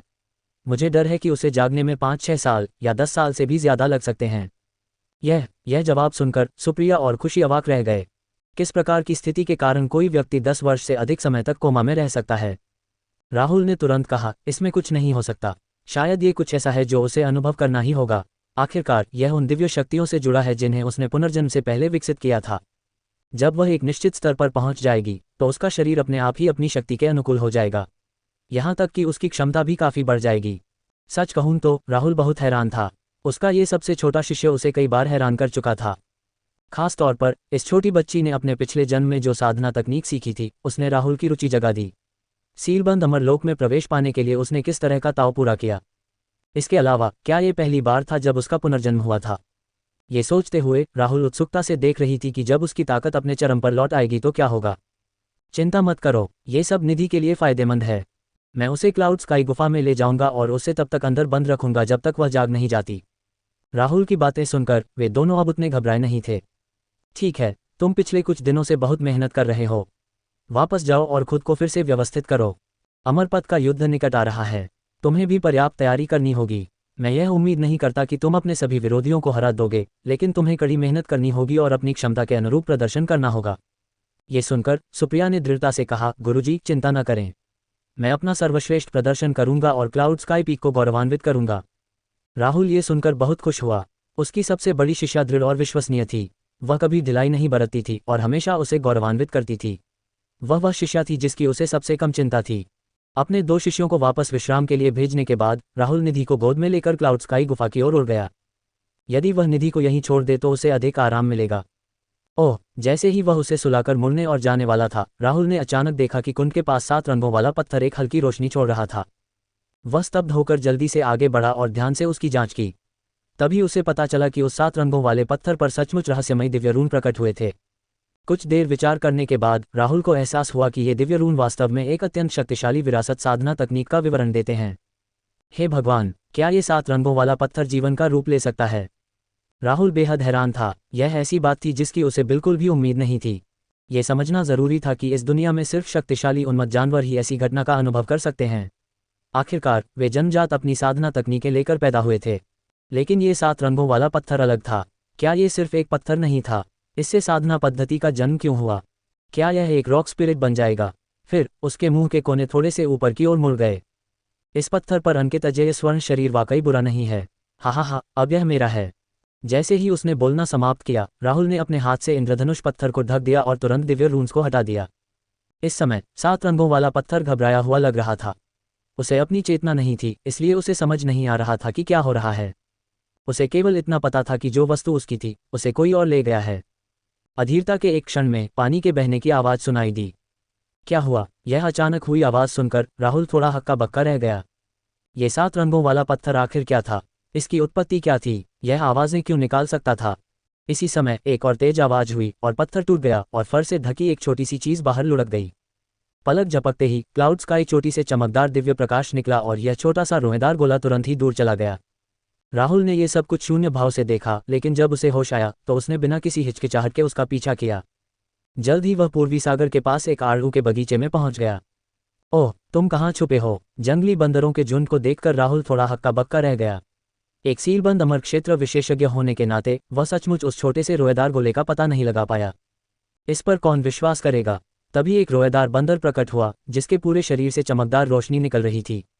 हा, तुम यहाँ छुपे हुए थे। उसे समुद्र तट पर उछलते कूदते देखकर राहुल ने कोई हस्तक्षेप नहीं किया, बल्कि वह दिलचस्पी से उस दृश्य को देखता रहा। अचानक उसके दिमाग में एक विचार आया। ये सचमुच एक बंदर था। ये बहुत दिलचस्प है। यदि उनका अनुमान सही था तो ये छोटा बंदर निश्चित रूप से अच्छा व्यवहार करने वाला प्राणी नहीं था। उसने अभी अभी इसके दिव्य रून चुराए थे। अगर वह भविष्य में इसे साधना सिखाए तो क्या उसे इस प्रणाली से कोई इनाम मिल पाएगा? हालांकि यह थोड़ा बेशर्मी भरा था, लेकिन उन्हें लगा कि यह संभव है। नीचे सुनहरे बालों वाला बंदर पहले से ही बंदरों के समूह के पास आ रहा था। आखिरकार ये कहीं से भी यहाँ प्रकट हो गया था, इसलिए बंदर राजा इससे सावधान था। छोटे बंदर, तुम कहाँ से आए हो? यहाँ आने का तुम्हारा क्या उद्देश्य है? बंदर राजा ने तुरंत उससे पूछताछ शुरू कर दी। उसकी पूंछ ऊंची उठी हुई थी, मानो वह किसी भी क्षण लड़ने के लिए तैयार हो।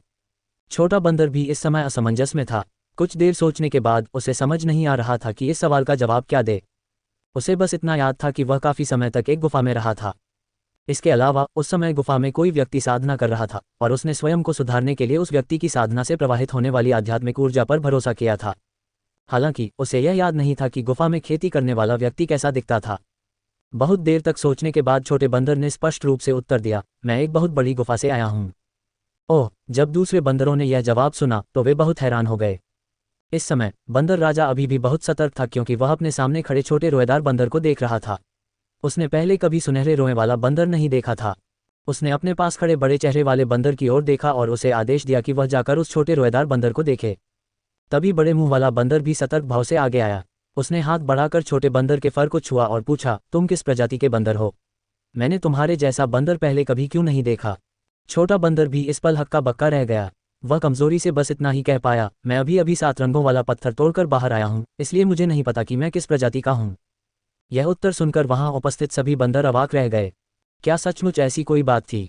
क्या ऐसा हो सकता है कि किसी अलौकिक बंदर ने 7 रंगों वाले पत्थर के साथ यह अकल्पनीय काम किया हो? कितना चौंकाने वाला! चूंकि तुम पत्थर से आए हो तो क्या तुम पत्थर के बंदर हो? हाँ, यही बात है। यह उत्तर सुनकर बंदर बहुत संतुष्ट हुआ और हंसने लगा। वह छोटा सा रोएदार बंदर अजनबियों से जरा भी नहीं डरता था। वह आज ही पैदा हुआ था, लेकिन बंदरों के इस समूह के साथ उसकी अच्छी बनती थी। इस अवधि के दौरान बंदर राजा ने इस छोटे से रोएदार बंदर की ताकत का परीक्षण किया, ये देखने के लिए कि क्या वह बंदर समूह का सदस्य बनने के योग्य है। हालांकि किसने सोचा होगा कि दोनों के बीच अभी मारपीट शुरू ही हुई थी कि शक्तिशाली वानर राजा को नीचे गिरा दिया गया। इसके तुरंत बाद वह छोटा सा रोएदार बंदर वर्तमान बंदर राजा बन गया। बंदरों की दुनिया में ताकतवर ही नेतृत्व करते हैं। केवल ताकतवर ही बंदरों के समूह की रक्षा कर सकते हैं और उन्हें बेहतर विकास करने में मदद कर सकते हैं। छोटे प्यारे बंदर ने बंदर राजा को जमीन पर गिराने से पहले केवल एक बार मुक्का मारा था। राहुल दृश्य पर ध्यान दे रहा था, लेकिन उसने हस्तक्षेप नहीं किया।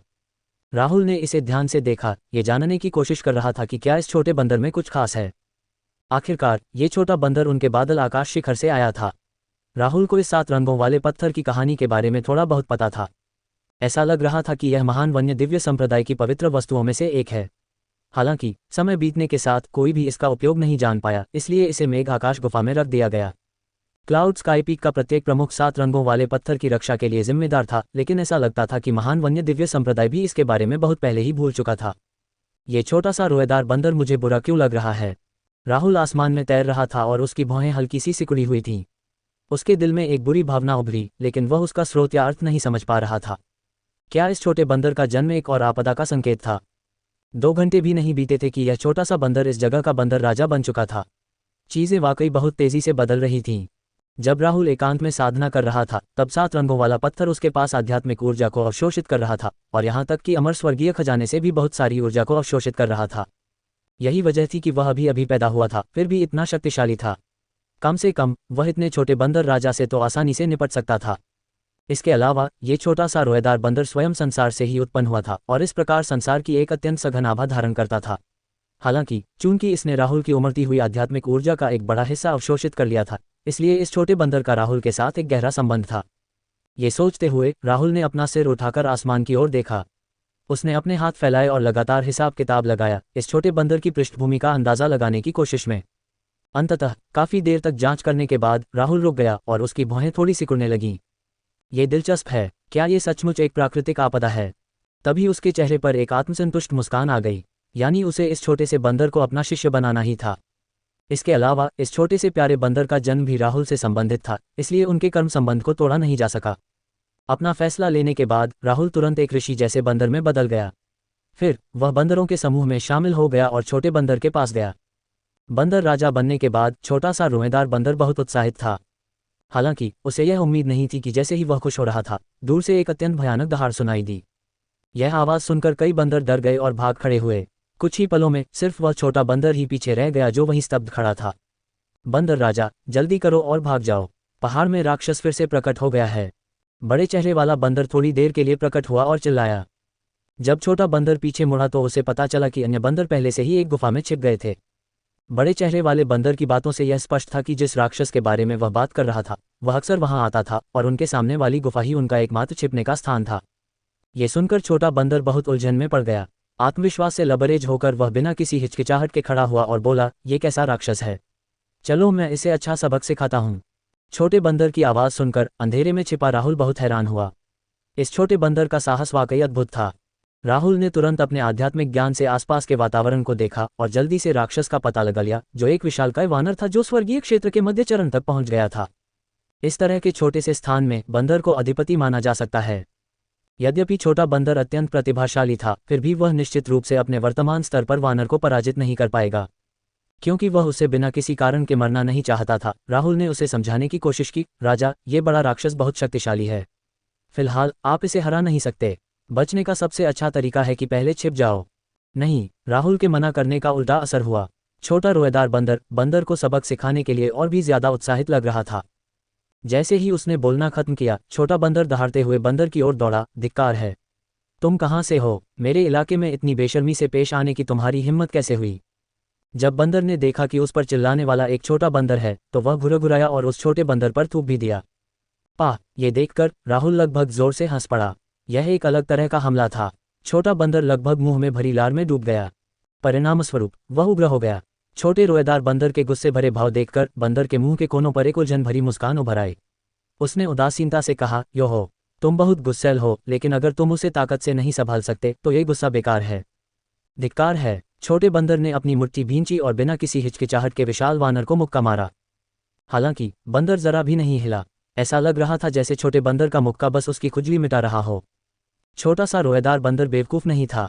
उसे तुरंत समझ आ गया कि उन दोनों के बीच कितना बड़ा अंतर है। हे, तुम छोटे प्यारे बच्चे, अब तुम्हें मारने की मेरी बारी है। चिंता मत करो, मैं ज्यादा ताकत नहीं लगाऊंगा।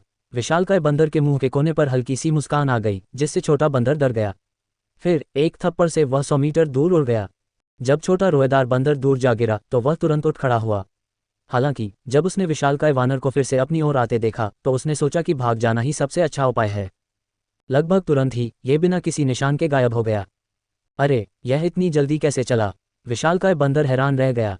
ये छोटा बंदर अपनी क्षमता से कहीं ज्यादा तेज चल रहा था। ये बंदर वास्तव में क्या था?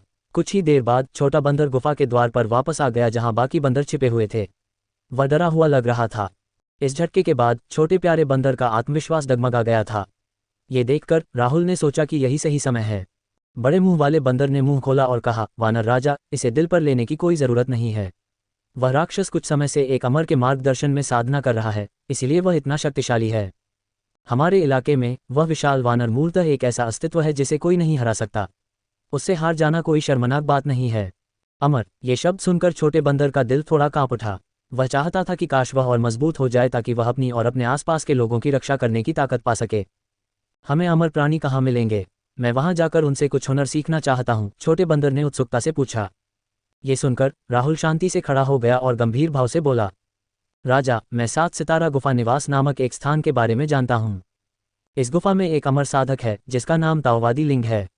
तुम उसके शिष्य बनने के लिए इस स्थान पर जाओ। छोटा सा रोएदार बंदर बहुत उत्साहित हो गया। 7 सितारा गुफा निवास, ताओवादी लिंग। उसने मन ही मन सोचा कि ताओवादी लिंग बहुत महान और शक्तिशाली है। छोटा बंदर तुरंत सहमत हो गया और बोला, ठीक है, तो मैं 7 सितारा गुफा निवास पर जाऊंगा। तुम सब यहीं रुको और मेरा इंतजार करो। जब मैं वापस आऊंगा तो मैं किसी भी राक्षस को हमें दबाने नहीं दूंगा। हाँ, कितना दिलचस्प है। मुझे उम्मीद है कि यह बंदर मुझे निराश नहीं करेगा। वह वहां से चला गया और सीधे पूर्वी सागर की ओर चला गया। उपयुक्त स्थान खोजने के बाद राहुल ने एक अलग द्वीप बनाने के लिए आध्यात्मिक ऊर्जा की कुछ धाराओं को जारी किया और फिर 7 सितारा गुफा निवास बनाया। सब कुछ हो जाने के बाद वह धैर्यपूर्वक प्रतीक्षा करने लगा। छोटे प्यारे बंदर का आगमन निकट था। एक अतिरिक्त नोट के रूप में राहुल ने 7 सितारा गुफा निवास के रास्ते में कई बाधाएं भी खड़ी की ताकि यह जांचा जा सके कि इस छोटे बंदर की इच्छाशक्ति दृढ़ है या नहीं। चूंकि वह जानता था कि छोटा बंदर इतनी जल्दी नहीं आएगा, इसलिए राहुल को महान वन्य क्षेत्र के दिव्य संप्रदाय में लौटने में कुछ समय लगा। नए शिष्यों का मूल्यांकन पहले ही शुरू हो चुका था। इस समय विभिन्न संप्रदायों के गुरुओं ने अपने पसंदीदा उम्मीदवारों का चयन कर लिया था, लेकिन राहुल इस मामले में अलग था। आखिरकार पूर्वी सागर में अभी भी एक छोटा बंदर उसका इंतजार कर रहा था, इसलिए उसे शिष्यों की भर्ती या मूल्यांकन की कोई चिंता नहीं थी। मुझे नहीं पता कि आप लोग इसके बारे में जानते हैं या नहीं, लेकिन कल एक विस्फोट हुआ जिसने पूरे स्काई माउंटेन को हिला दिया।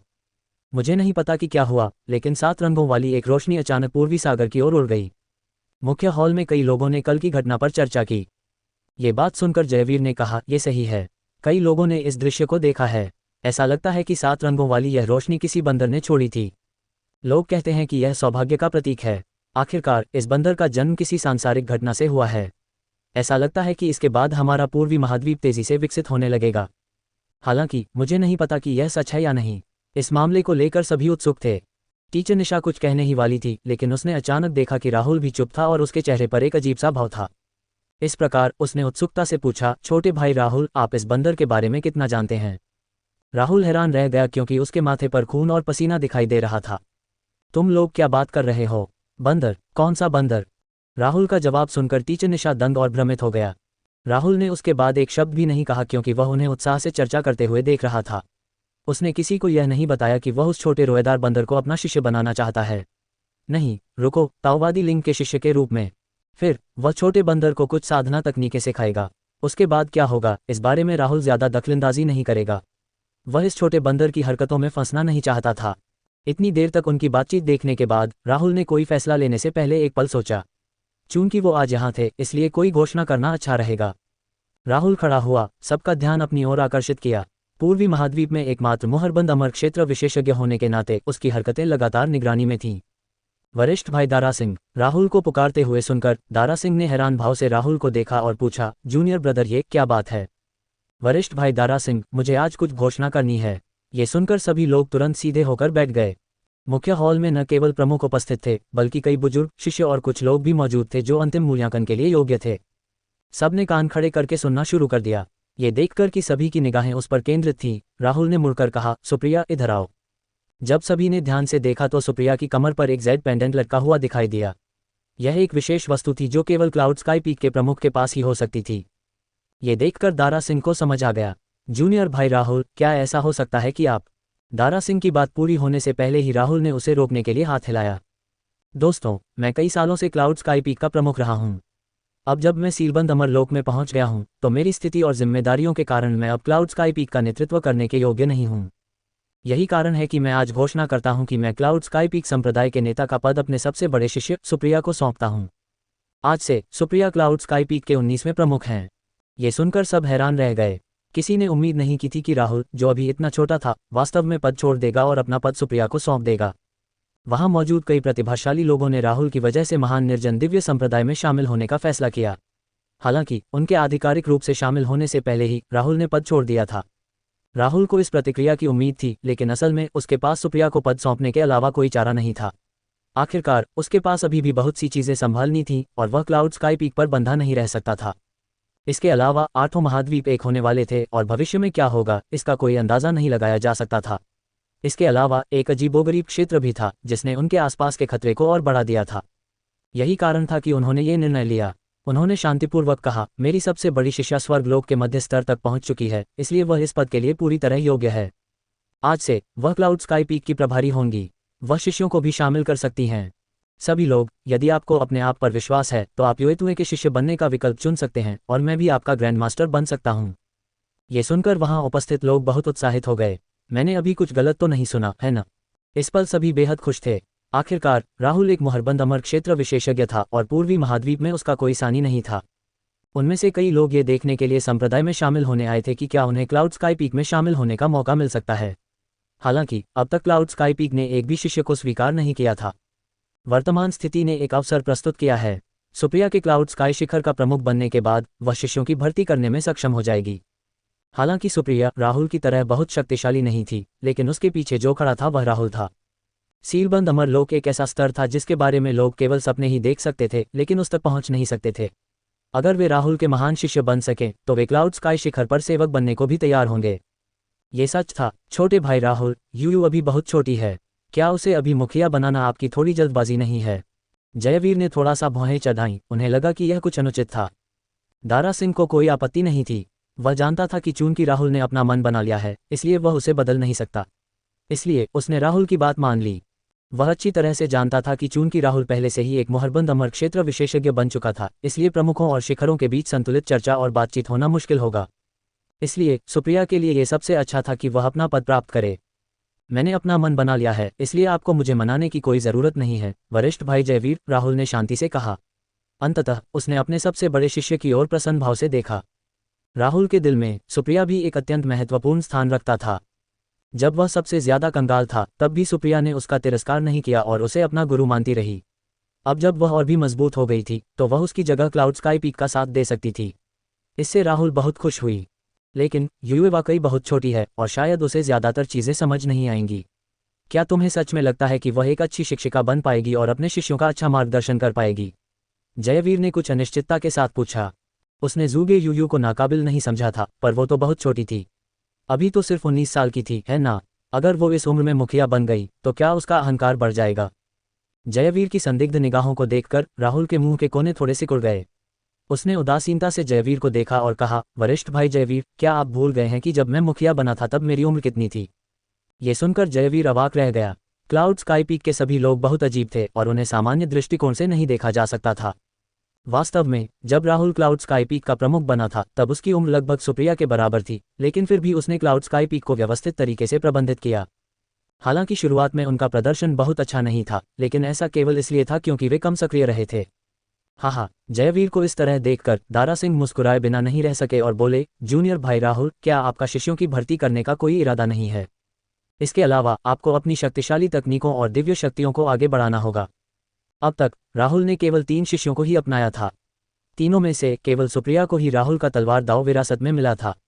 खुशी कीमिया में प्रतिभाशाली था, जबकि जियांग यून एक शरीर शोधन साधक था। यदि राहुल ने अब शिष्यों को स्वीकार नहीं किया तो क्या उसकी विरासत बर्बाद हो जाएगी? वरिष्ठ भाई दारा सिंह, मैंने यह नहीं बताया कि मैं पढ़ाना जारी नहीं रखूंगा। ओह, ये सुनकर सब दंग रह गए। इसका क्या मतलब था? ये सच है। हालांकि राहुल शिष्यों की भर्ती जारी नहीं रखेगा, फिर भी वह सिखाना जारी रख सकता है। हालांकि राहुल शिष्यों को लेना जारी नहीं रखता था, लेकिन सुप्रिया शिष्य जरूर लेता था। सुप्रिया के शिष्य के रूप में कोई भी राहुल से उनके गुरु के रूप में शिक्षा प्राप्त करने का सौभाग्य प्राप्त कर सकता था। आखिरकार राहुल अपने शिष्यों को बेसहारा छोड़ने वालों में से नहीं था। इसके अलावा अब जब उसने नेतृत्व की बागडोर सुप्रिया को सौंप दी थी तो उसके पास दूसरे काम निपटाने के लिए ज्यादा समय होगा। ठीक है, यह मामला तय हो गया है। इससे पहले कि कोई आपत्ति जता पाता, राहुल ने बात खत्म कर दी। फिर उसने मुड़कर सुप्रिया की ओर देखा। सुप्रिया, अब से क्लाउड स्काई पीक की जिम्मेदारी तुम पर होगी। मुझे तुम्हारी क्षमताओं पर पूरा भरोसा है। मुझे उम्मीद है कि तुम्हारे नेतृत्व में क्लाउड स्काई पीक लगातार बढ़ता और मजबूत होता रहेगा। राहुल की बातें सुनकर सुप्रिया की आंखें लाल हो गईं। इन शब्दों में उसके शिक्षक की उससे अपेक्षाएं छिपी थीं। उसने कसम खाई कि वह उन्हें निराश नहीं करेगी। गुरुजी, मैं निश्चित रूप से अच्छा करूंगा, सुप्रिया ने दृढ़ निश्चय के साथ कहा। ठीक है, तुम पहले ही बड़ी हो गई हो, अब रोने की कोई जरूरत नहीं है, राहुल ने उसे चिढ़ाते हुए कहा, जिससे उसका चेहरा लाल हो गया। उसका शिक्षक उसे सार्वजनिक रूप से इस तरह कैसे चिढ़ा सकता है। कुछ ही पल बाद दारा सिंह के मुंह के कोने थोड़े सिकुड़ गए। हालांकि राहुल ने मुखिया के पद से इस्तीफा दे दिया था, दारा सिंह ने उसे ढिलाई नहीं बरतने दी। सभी लोगों, आज मुझे कुछ घोषणा करनी है। ओह, अब क्या हो रहा है? सभी की निगाहें अनायास ही दारा सिंह की ओर मुड़ गईं और राहुल को बुरा लगा, खासकर दारा सिंह की मुस्कान देखने के बाद।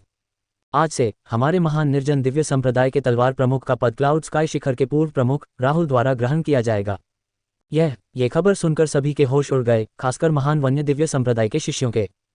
वे सभी समझ गए कि तलवार एल्डर की स्थिति क्या दर्शाती है। यहाँ तक कि संप्रदाय के गुरु का दर्जा भी तलवार के बड़े नेता के दर्जे से कमतर था। केवल महान वन्य दिव्य संप्रदाय का शीर्ष विशेषज्ञ ही इस पद को ग्रहण करने के लिए योग्य होगा। पिछले 100 सालों में मुखिया रघुवीर के अलावा ये पद हमेशा खाली रहा था।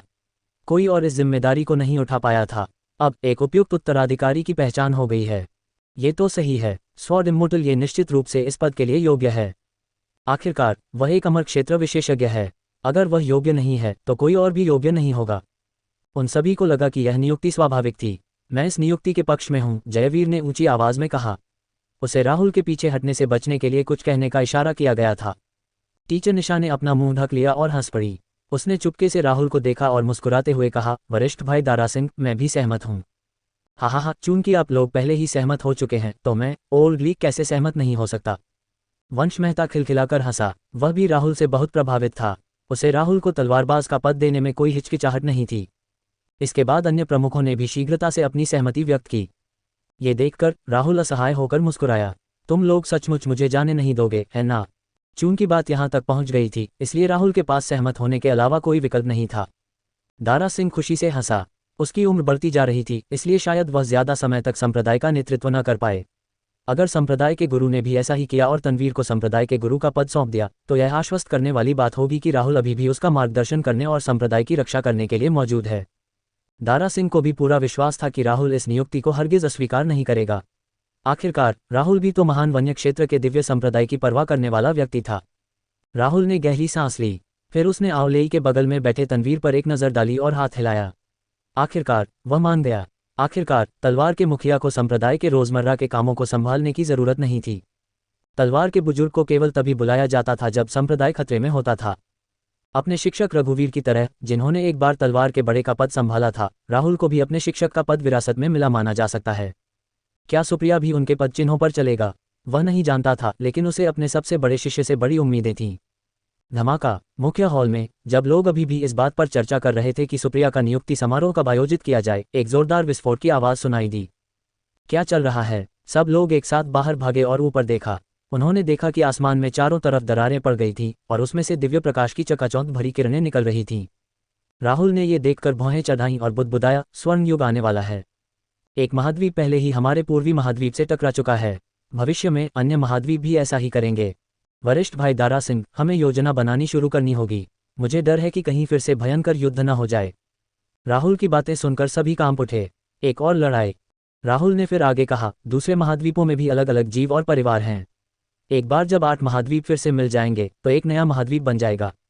अब से तुम कई शक्तिशाली प्राणियों को भी देख पाओगे। उनमें से कुछ तो सर्वोच्च लोक विशेषज्ञ के रूप में भी जन्म लेते हैं। अमर मार्ग की लड़ाई शुरू हो चुकी है। आकाश में तैरते हुए राहुल ने इधर उधर देखा और दूसरी तरफ एक विशाल नीला ड्रैगन देखा। ये ड्रैगन जाति का एक सदस्य था। संभवतः विभिन्न जातियों के बीच युद्ध शीघ्र ही शुरू हो जाएगा। राहुल के शब्दों ने भीड़ में दहशत और भय की लहरें दौड़ा दीं। जब 8 महाद्वीप एक हो जाएंगे तो हर तरह के युद्ध अवश्यंभावी होंगे। आखिरकार कोई भी किसी दूसरी जाति या महाद्वीप के अधीन नहीं होना चाहता था। हर कोई शक्ति और वर्चस्व के लिए प्रतिस्पर्धा करेगा और हर विशेषज्ञ खुद को सबसे मजबूत साबित करना चाहेगा, साथ ही युद्ध के माध्यम से खुद को संयमित करना चाहेगा। इन युद्धों से भूमि तबाह हो जाएगी और अधिकांश सामान्य लोगों के साथ साथ कमजोर किसानों को भी नुकसान उठाना पड़ेगा। दारा सिंह ने गहरी सांस ली। फिर वह मुड़ा और महान वन्य क्षेत्र के दिव्य संप्रदाय के सदस्यों से कहा, मूल्यांकन जारी रखो। दारा सिंह का आदेश सुनने के बाद विभिन्न बुजुर्गों ने देरी करने की हिम्मत नहीं की और तुरंत मूल्यांकन शुरू कर दिया। राहुल वहीं खड़ा रहा और सुप्रिया को देखता रहा। सुप्रिया, तुम क्या सोचते हो? इन भावी शिष्यों के समूह में क्या कोई आशाजनक लग रहा है? सुप्रिया ने अपना सिर हिलाया। वह इतने समय से उन पर ध्यान से देख रही थी, लेकिन किसी भी नए शिष्य पर उसकी नज़र नहीं पड़ी थी। यही कारण था कि उसने अब तक कोई शिष्य नहीं लिया था। राहुल मुस्कुराया और उदासीनता से बोला, कोई बात नहीं। उस समय मैंने भी भर्ती के पहले दौर में किसी शिष्य को स्वीकार नहीं किया था। चिंता मत करो, हमारे क्लाउड स्काई पीक के शिष्यों की भर्ती का मानदंड अन्य पीकों से अलग है। अगर कोई सचमुच भाग्यशाली है तो वह स्वाभाविक रूप से क्लाउड स्काई पीक में शामिल हो जाएगा। वैसे भी अगर आपको कोई उपयुक्त लगे तो आप उसे अपना शिष्य स्वीकार कर सकते हैं। मेरी अनुमति लेने की कोई ज़रूरत नहीं है। ये सुनकर सुप्रिया ने उज्ज्वल लेकिन शरारती ढंग से मुस्कुराया। गुरुजी, मैंने अभी तक आपकी शिक्षाओं को पूरी तरह से नहीं समझा है, इसलिए मैं वास्तव में शिष्यों की भर्ती नहीं करना चाहता। आखिरकार मैं अभी भी शिक्षक के पास रहना चाहता हूँ और अधिक सीखना चाहता हूँ। ये सुनकर राहुल को थोड़ा दोषी महसूस हुआ। उन उन्मत्त जानवरों की वजह से उसके पूरे परिवार की मौत हो गई थी। जब से उसने उसे शिष्य बनाया था तब से वह हमेशा उसकी रक्षा करता रहा था और ऐसा लग रहा था कि वह उस पर पूरी तरह निर्भर हो गई थी। शायद उसने जल्दबाजी में काम कर दिया था। वो तो बस एक छोटी बच्ची थी। उसे टीचर बनाना वाकई अनुचित और बहुत जल्दी थी। ऐसा नहीं था कि वह सुप्रिया की क्षमताओं के बारे में उच्च विचार नहीं रखता था, बल्कि वह मनोवैज्ञानिक दृष्टिकोण से उसके लिए चिंतित था। राहुल मुस्कुराया और धीरे से सुप्रिया के सिर को सहलाया। ठीक है, ठीक है। अगर आप अभी भी शिष्यों की भर्ती नहीं करना चाहते तो इस मामले को आगे बढ़ाने की कोई ज़रूरत नहीं है। चाहे कुछ भी हो जाए, मैं हमेशा यहाँ रहूंगा, इसलिए अपने आप को ढालने के लिए समय निकालें। राहुल ने ये शब्द बहुत ईमानदारी से कहे। वह अपने शिष्यों के लिए ज़्यादा कुछ नहीं कर सकता था। उसे बस यही उम्मीद थी कि उसके संरक्षण में वे स्वस्थ और खुशहाल जीवन जिएंगे। सच कहूं तो क्लाउड स्काई पीक का मजबूत और ज़्यादा विकसित होना तो बस एक गौण उद्देश्य था। अगर राहुल वाकई इसकी कद्र करता तो उसने बड़ी संख्या में शिष्यों की भर्ती की होती। कहा जा सकता है कि क्लाउड स्काई पीक के पिछले प्रमुखों की तुलना में राहुल वाकई एक आदर्श था। उन्होंने केवल एक शिष्य को स्वीकार किया था, लेकिन राहुल ने 3 शिष्यों को स्वीकार किया था। स्पष्ट रूप से वह ज़्यादा मेहनती था। बहरहाल सबसे महत्वपूर्ण बात यह सुनिश्चित करना था कि उसकी विरासत में मिले। राहुल की बातें सुनने के बाद सुप्रिया खुशी से मुस्कुराया। सुप्रिया वास्तव में क्लाउड स्काई पीक की प्रमुख नहीं बनना चाहती थी। वह सबसे ज़्यादा राहुल की वफादार शिष्या बनना चाहती थी। अगर वह अपने गुरु के साथ रह पाती तो यही काफ़ी था। शुक्रिया टीचर, आप हमेशा मेरे साथ बहुत अच्छे रहते हैं। सुप्रिया प्रसन्नता से मुस्कुराए। इस क्षण उसका सामान्य ठंडा भाव मानो गायब हो गया था। ठीक है, भले ही तुम शिष्यों को स्वीकार नहीं करोगी, फिर भी तुम्हें इस प्रक्रिया से गुजरना होगा। पहले वहां जाओ और दूसरों के साथ शामिल हो जाओ। आखिरकार तुम पहले से ही क्लाउड स्काई पीक की प्रमुख हो, राहुल ने उसे याद दिलाया। वह पहले से ही प्रमुख थी। चूंकि सभी ने पहले ही उसकी नियुक्ति स्वीकार कर ली थी, इसलिए उसका यहाँ रुककर बातचीत करना अनुचित था। ठीक है गुरुजी, मैं पहले निकलूंगा। जैसे ही उसने बोलना समाप्त किया, सुप्रिया एक क्षण भी विलंब करने की हिम्मत न करते हुए क्लाउड स्काई शिखर की ओर तेजी से बढ़ गया। सुप्रिया को जाते हुए देखने के बाद राहुल ने चारों ओर देखा और एक झटके के साथ गायब हो गया। अब जबकि एक महाद्वीप पूर्वी महाद्वीप से टकरा गया है तो अन्य महाद्वीप भी शीघ्र ही एक दूसरे से टकराएंगे। राहुल को वास्तव में नहीं पता था कि भविष्य में स्थिति कैसे विकसित होगी। इसके अलावा वह पहले ही मोहरबंद अमर लोक तक पहुंच चुका था। अगर वह साधना जारी रखता तो अगला कदम शाश्वत लोक होता। पूर्वी महाद्वीप की स्थिति को देखते हुए राहुल के लिए शाश्वत क्षेत्र में कदम रखना असंभव था। आखिरकार पूर्वी महाद्वीप में दुनिया के नियम अधूरे थे। कोई भी इस स्तर तक साधना नहीं कर सकता था। हालांकि एक बार जब 8 महाद्वीपों का एकीकरण हो जाएगा तो दुनिया के कानून एक बार फिर पूर्ण हो जाएंगे और प्राचीन काल से पीछे छूटे शक्तिशाली विशेषज्ञ संभवतः धीरे धीरे प्रकट होंगे। जल्द ही एक अभूतपूर्व युद्ध छिड़ने वाला था। कौन सी जाति विजयी होगी यह कोई नहीं जानता था। महान निर्जन दिव्य संप्रदाय को छोड़ने के बाद राहुल छोटे बंदर के आगमन की प्रतीक्षा करने के लिए सीधे पूर्वी सागर में चला गया। इस छोटे बंदर और राहुल के बीच एक गहरा रिश्ता था। अगर यह बंदर राहुल द्वारा तैयार की गई तमाम मुश्किलों को पार करके 7 सितारा गुफा निवास तक पहुंच गया तो इसका मतलब था कि यह छोटा बंदर किसी आपदा का अग्रदूत नहीं होगा। इस समय विशाल पूर्वी सागर पर एक छोटा बंदर एक छोटी नाव चला रहा था, लगातार आगे बढ़ रहा था और खोज कर रहा था। लहरों के बाद लहरें छोटी नाव पर टूट पड़तीं। समुद्र में कई खूंखार जानवर भी थे जो कभी कभी उस छोटे बंदर पर घात लगाने के लिए बाहर निकल आते थे। इस समय वह छोटा सा रोएदार बंदर बहुत दुखी लग रहा था। फिर भी उसने दांत पीसकर हिम्मत नहीं हारी। रवाना होने से पहले ही उसने शपथ ले ली थी कि वह शक्तिशाली बनना सीखेगा और अपने साथियों की रक्षा के लिए वापस आएगा। बाकी सभी छोटे बंदरों के प्रोत्साहन से वह जाने से पहले सिर्फ जरूरी सामान ही ले गया। रास्ते में उसे कई मुश्किलों का सामना करना पड़ा और आखिरकार उसने समुद्र में खोजबीन के लिए एक छोटी नाव भी बना ली। उसकी मेहनत रंग लाए। लंबे समय के बाद आखिरकार उसे वह द्वीप मिल ही गया जिसकी उसे तलाश थी। समुद्र से घिरे इस द्वीप पर एक पर्वत शिखर था जिससे गर्म आभा की लहरें उठती थीं और देखने वालों को ऐसा लगता था मानो यहाँ कोई अमर प्राणी निवास करता हो। ये बेहद चौंकाने वाला था। आखिरकार मुझे वो जगह मिल ही गई। 7 सितारा गुफा वाला घर इसी द्वीप पर होना चाहिए। जैसे ही उसे द्वीप का पता चला, छोटा बंदर खुशी से उछल पड़ा और तुरंत समुद्र में गिर गया। सौभाग्यवश वह इतनी जल्दी पहुंच गया कि उसने छोटी लकड़ी की नाव का किनारा पकड़ लिया और इस प्रकार वह बहकर दूर जाने से बच गया। इस समय 7 सितारा गुफा निवास के अंदर राहुल पहले से ही एक ताओवादी वस्त्र पहने हुए एक बूढ़े व्यक्ति में बदल गया था, जिसके सिर पर सफेद बाल थे, चुपचाप छोटे बंदर के आगमन की प्रतीक्षा कर रहा था। थोड़ी देर बाद छोटा बंदर, जिसका फर पूरी तरह गीला था, अपनी लकड़ी की नाव को किनारे पर खींच लाया और फिर 7 सितारा गुफा निवास की ओर उछलता हुआ चला गया। वह पर्वत शिखर पर चढ़ गया और गुफा के सामने पहुंचा, लेकिन जब उसने गुफा के द्वार पर भव्य शब्द देखे तो वह अचंभित रह गया। ये पात्र क्या हैं? दरअसल ये छोटा सा रोएदार बंदर पढ़ना भी नहीं जानता था। ये बिल्कुल निधि जैसा ही था। जब राहुल को इस समस्या का एहसास हुआ तो उसे तुरंत पछतावा हुआ। क्या उसे फिर से उसी स्थिति से गुजरना पड़ा? सिर्फ निधि ही लोगों को चिंता में डालने के लिए काफ़ी था। अब ये छोटा सा बंदर भी तो था।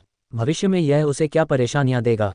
आप कौन हैं? यह आवाज़ सुनकर छोटा बंदर चौंक गया, मानो यह आवाज़ उसके दिल में गूंज रही हो। इसलिए बिना किसी हिचकिचाहट के ये निष्कर्ष निकाला गया कि गुफा में मौजूद व्यक्ति अवश्य ही कोई विशेषज्ञ होगा। कौन मेरी खेती में बाधा डालने की हिम्मत करता है?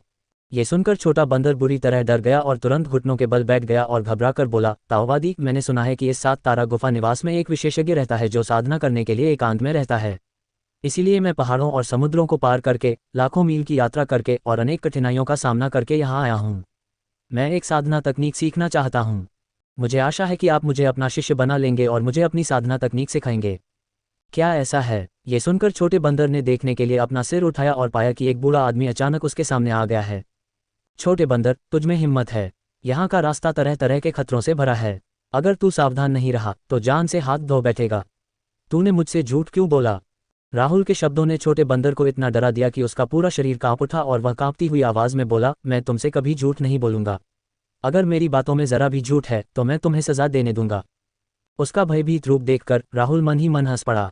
ये छोटा बंदर बहुत अधीर स्वभाव का था, इसलिए उसे डराना पड़ा, वरना वह भविष्य में उसे कुछ नहीं सिखा पाता। ठीक है, चूंकि तुम सीखना चाहते हो, इसलिए मैं पहले तुमसे ठीक से पूछूंगा।